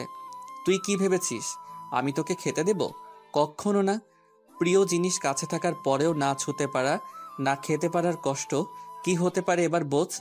আপনি আমায় গাধা, সেটা তো কথার কথা বলেছি। তিতির আরফানের কথা বিশ্বাস করলো না। সে আরফানের আইসক্রিম খাওয়ার দিকে তাকিয়ে ছুটে রুমে চলে যায়। মনে মনে ভাবে, জামাই কি এমন লাগামহীন হয়? উফ। জয়তুন বেগম মুখ ভার করে বসে আছে। আরফান ওনার মনোবাসনা এমন এক তুড়িতে যে নষ্ট করে দেবে তা উনি কল্পনাও করেনি। ওনার কথার অবদ্ধ হওয়ার সাহস কি করে হলো? ছেলেটা এত বেয়াদব তা আগে কখনোই চোখে পড়েনি। নাতির সামান্য আবদার রাখতে না পারার কষ্টে মুখ ভার করে সোফায় বসে আছে। এ বাড়ির ছেলে মেয়েগুলো এত খারাপ, একটা আরেকটার সাথে প্রেমে মশগুল হয়ে গেছে। মান সম্মান পুরো শেষ। আরও রুম থেকে বেরিয়ে তার নানির বিষণ্ণ চেহারা দেখে তাকিয়ে ভ্রু কোচকায়। তার নানি আর মা একটু বেশি প্রতিক্রিয়া জানাচ্ছে, যা মোটেও শোভন না। হ্যাঁ, সে তিতিরকে পছন্দ করেছিল, বিয়ে করার আশা বুকে মাথা নাড়া দিয়ে উঠেছিল। কালকে তিতির আর আরফানকে স্বামী স্ত্রী রূপে দেখে তার যে খারাপ লাগেনি এটা একদম মিথ্যে কথা। তারও কিঞ্চিত খারাপ লেগেছে। ঘন মেঘে মনটা নিমিষে ভরে গিয়েছিল, কিন্তু সে তো আর বাচ্চা না, সঠিক ভুল বোঝার ক্ষমতা তার রয়েছে। সে তিতিরকে পছন্দ করেছে। বিয়ের প্রস্তাব দেওয়ার আগে তিতিরের থেকে সম্মতি নেওয়া উচিত ছিল। ওর পছন্দ অপছন্দ আছে কিনা সেটা জানা উচিত ছিল, কিন্তু সে তা না করেই বিয়ের আয়োজন শুরু করেছে। কিন্তু তার পছন্দে কি বিয়ে হবে? সে পছন্দ করেছে তিতিরকে, কিন্তু তিতির সে যে পছন্দ করে আরফানকে। দুজনের মতোই তো বিয়ে হয়, একজনের তো কিছুই হয় না। এখন অবশ্য আরফানের কোনো আফসোস নেই। তিতির আরফানের কাছে সুখী। সেও না হয় তার সুখ সন্ধানে পাখি খুঁজে নেবে, কিন্তু তার নানির প্রতিক্রিয়া সবার চোখে পড়ার মতো। আরও সে ধারণা জয়তুন বেগমের এমন প্রতিক্রিয়ার জন্যই তার মামা আরফান আর তিতিরকে এমন শাস্তি দিয়েছে। বিয়ে করার পরেও আলাদা থাকবে এমন হবে কেন? এটা কি ঠিক? সে জয়তুন বেগমের কাছে গিয়ে বসে। নানি। জয়তুন বেগম নাতির দিকে তাকায়, কিন্তু কোনো কথা বলে না। আরস তার নানির নিশ্চুপ চেহারার দিকে তাকিয়ে বলল, নানি, তোমার কি মন খারাপ? না। তোমরা ব্যাপারটা শুধু শুধুই বাড়াচ্ছ। তোর চাওয়াটা পূরণ করতে পারলাম না, তিতিরকে এনে দিতে পারলাম না। নানি, তিতিরকে আমি পছন্দ করেছিলাম তাই বিয়ে করতে চেয়েছি, কিন্তু তিতির আরফানকে ভালোবাসে। তাহলে আমি বিয়ে করব কিভাবে? তিতির কি কোনো পণ্য নাকি? যে কিনে আনবো। তিতির যদি কোনো পণ্য হতো তাহলে আমি আমার সর্বস্ব দিয়ে হলেও তিতিরকে আমার করে নিতাম। এখন অন্য কাউকে নিজের করে নেব। দেশে কি মেয়ের অভাব নাকি? তুমি আর আম্মা এমন করা বন্ধ করো। কি করলাম আমরা? এমন মন খারাপ করে থাকো বলেই তো মামা আরফানকে এমন শাস্তি দিল। ভালো হয়েছে। এটা ভালো হলো কি করে? ওরা এখন স্বামী স্ত্রী, তাদের আলাদা করার সিদ্ধান্ত কখনোই ভালো হতে পারে না। আমি কি করতে পারি? তুমি মামাকে বললে মামা নিশ্চয়ই এত বড় সিদ্ধান্ত নেবে না। জয়তুন বেগম আরুষকে যেমন ভালোবাসে তেমনি আরফান আর তিতিরকেও ভালোবাসে। আরুষের মনোবাসনা পূরণ করতে না পেরে তাদের উপর ক্ষুব্ধ হয়েছিলেন, কিন্তু বিয়ে যেহেতু হয়ে গিয়েছে এখন আর আলাদা করা আসলে ঠিক হবে না। একে অপরের উপর সম্পূর্ণ অধিকার রয়েছে। শাহাবুদ্দিন খান আর মহিবুল্লাহ খান একসাথে বসে আছে, দুজনেই বিভ্রান্ত। মায়ের কথা রাখতে পারেনি, তাই তাদের মুখ বিমর্ষ। জয়তুন বেগমকে দেখে শাহাবুদ্দিন খান নড়ে চড়ে বসে বলল, আম্মা আপনার কথা রাখতে পারিনি, আমি লজ্জিত। আম্মা আপনি চাইলে ওদেরকে আরো বড় শাস্তি দিতেও পারবো। জয়তুন বেগম মাথা নেড়ে না করে, ছেলেদের নিজের মনোবাসনা জানায়। শাহাবুদ্দিন আর মহিবুল্লাহ দুজনেই জানে তাদের সিদ্ধান্তটা ভুল ছিল, কিন্তু ছেলে মেয়ে অনুমতিবিহীন এমন কাজ করে ফেলতে প্রচুর রাগ হয়েছিল। পারতপক্ষে তারা দু ভাই মায়ের বাধ্যগত সন্তান। ছেলে মেয়ের এমন কাজে শুধু ওনারা না, বিশেষ করে জয়তুন বেগম অখুশি ছিলেন। এখন মায়ের সিদ্ধান্ত শুনে তারা চুপচাপ বসে থাকে। শাহাবুদ্দিন খান গলা উঁচিয়ে ওনার স্ত্রী সালমা বেগমকে ডাকে, আরফানকে ঢাকা যেতে নিষেধ করে। ছেলে ঢাকা না যেতে বলার কারণ শুনে উনি খুশি হয়ে যায়। আর কারো নজরে না পড়লেও ছেলের গম্ভীর বিষণ্ণ চেহারা ওনার নজরে ঠিকই পড়েছে। সারাটা দিন কেমন ছটফট করে কাটিয়েছে। উনি দেরি না করে ছুটে রুমের দিকে যায়। আরফান ঠুস ঠুস করে প্রয়োজনীয় জিনিসপত্র ব্যাগে নিচ্ছে। রাগে নাকের পাটাতন ফুলে ফুলে শ্বাস বের হচ্ছে। তার বাপ তার সাথে এত বড় শত্রুতা কি করে করতে পারলো? কতদিনের আশা ছিল তিতিরকে নিজের করে পাওয়ার, কিন্তু এখন বিয়ে করার পরে কাছে পাবে দূরের কথা, একটু কথা বলারও ফুরসত মিলছে না। আর তিতির গাধাটাও চোখের ইশারায় কিছুই বোঝে না। আরফান কয়েকবার কাছে ডেকেছে, কিন্তু ও দূরে দাঁড়িয়ে ছলছল চোখে তাকিয়ে থেকেছে। আরফান মনে হচ্ছে সে উত্তাল সমুদ্রে আছে, ঘূর্ণিঝড়ে তাণ্ডবে সে ছিন্ন ভিন্ন হয়ে যাচ্ছে। তখনই সালমা বেগম এসে তাকে শাহাবুদ্দিন খানের কথাটা বলে। ওনার বলা কথাটা যেন উত্তপ্ত মরুভূমির মাঝে এক পশলা বৃষ্টির মতো আরফানের মনকেও শীতল করে দিল। গোছানো ব্যাগ বেছানার একপাশে রেখে সে বসে পড়ে। রাত 12টা। মাহমুদ খাটে বসে মারিয়ার দিকে তাকিয়ে আছে। মারিয়া অনেকক্ষণ যাবৎ মাথার চুল আঁচড়াচ্ছে। আয়নার সামনে দাঁড়িয়ে আঁচড়ানো চুল আবার আঁচড়াচ্ছে। হাতকে যেন মাথার চুল সব প্যাচ লেগে গেছে। মাহমুদ এক দৃষ্টিতে মারিয়ার দিকে তাকিয়ে আছে, তার মুখে মিষ্টি হাসি। মারিয়া আয়নার মাঝে মাহমুদের এমন দৃষ্টি দেখে চুপসে যায়। গতকাল রাতে মাহমুদ বারান্দা থেকে আসার পূর্বে সে ঘুমিয়ে গিয়েছিল। আসলে ঘুমানোর ভান করেছিল, যেন মাহমুদ কিছু বলার সুযোগ না পায়। কিন্তু তার চিন্তা ভাবনায় গুড়ে বালে দিয়ে মাহমুদ তার পরিকল্পনা বুঝে যায়। তাই তো লাইট অফ না করেই কাত হয়ে শুয়ে এক দৃষ্টিতে তার দিকে তাকিয়েছিল। মারিয়া মাঝে একবার চোখ খুলে এমন ড্যাব ড্যাব করে তাকিয়ে থাকতে দেখে মিহিয়ে যায়। আজ সারাদিন দূরে দূরে থেকেছে, ভুলেও রুমে আসেনি। অথচ যখন মাহবুব তাকে পাত্তা দিত না তখন সে ঠিকই পিছু পিছু ঘুরত। এই যে এখন তো লজ্জা লাগছে, আগে কোথায় ছিল এত লজ্জা? এখন মাহমুদ কাছে আসলেও যেন ভয়ে বুকটা ধিমধিম করে ওঠে। এই মানুষটা জনে কত নামাজ পড়ে আল্লাহর কাছে ফরিয়াদ জানিয়েছে, তা একমাত্র সে আর তার আল্লাহ জানায়। কালকে রাতে না হয় ঘুমিয়ে যাওয়া নাটক করে পার পেয়ে গিয়েছিল, কিন্তু আজকে পার পাবে কি করে? এত সব ভাবনার মাঝে মারিয়া খেয়াল করে মাহমুদ বিছানা থেকে উঠে দাঁড়ায়, ধীরে ধীরে তার দিকে এগিয়ে আসছে। চুলে কি হচ্ছে? কিছু না। মাহমুদ হাসে। চুল আঁচড়ানোর বাহানায় তার থেকে দূরে যাওয়ার সামান্য দূরত্বটুকু গুছিয়ে মারিয়ার হাতের চিরুনি তার হাতে টেনে নেয়। আলতো হাতে মারিয়া চুল আঁচড়াতে শুরু করে। চুল আঁচড়ানোর সময় মাহমুদের মৃদু হাতের স্পর্শে সে কেঁপে ওঠে। মাহমুদ স্ত্রীর সূক্ষ্ম কাঁপন টের পায়। কাঙ্ক্ষিত নারীর সান্নিধ্যে এসে তার বুক কেমন করে যেন ওঠে। মারিয়াকে পেছন থেকে আঁকড়ে ধরে। মারিয়া কুকড়ে যায়, কেঁপে ওঠে। মাহমুদের তপ্ত অধর মারিয়ার ঘাড়ে এসে লাগে। সে ছটফট করে ওঠে। মাহমুদ তাকে 5 কোলা করে কোলে নেয়। বিছানা শুয়ে মাহমুদ বলল, আজকেও কি ঘুমের ভান করবে? মারিয়া ঠোঁটের কোণে মুচকি হাসির রেখা ফুটে ওঠে। সে হাসে। মাহমুদ মারিয়ার ঠোঁটের কোণে লেগে থাকা হাসিতে হাত বুলিয়ে বলল, হাসলে হবে? কি করতে হবে? কালকে রাতে বলেছিলাম ভালোবাসি, তার উত্তর চাই। মারিয়া মনে মনে শতবার মাহমুদকে ভালোবাসে বলতে পারলেও কেন জানে মুখে বলতে পারছে না। বলতে হবে? অবশ্যই। লজ্জা লাগে। আগে পিছু পিছু ঘুরতে আর বলতে এখন আমি তোমার বর, এখন বলতে লজ্জা লাগে? মারিয়ার সত্যি আগের মাহমুদকে দেখলে এত লজ্জা লাগতো না, এখন যত লজ্জা লাগে। সে আবারও মুচকি হাসে। মাহমুদ তার দিকে ভীষণ মায়া চোখে তাকায়। বলো না, বলো। এত মায়াবী আবতার ফেরানো যায়? মারিয়া পারল না। সে মুগ্ধ চোখে মাহমুদের দিকে তাকিয়ে থাকে। মাহমুদ মারিয়ার চোখে চোখ রেখে বলল, আগে তো ভালোবাসি ভালোবাসি বলে পাগল করে ফেলতে, এখন তো লজ্জা পাচ্ছ কেন? জানি না। লজ্জাবতী বউকে দেখলে ভালোই লাগছে, কিন্তু এই কথাটা বলতে হবে। মারিয়ার এত সুখ লাগছে, সে অতি সুখের হাসি হাসে। হাত বাড়িয়ে সামান্য দূরে থাকা মাহমুদের গলা আঁকড়ে ধরে ফিসফিস করে বলল, ভালোবাসি আমার সুপুরুষ।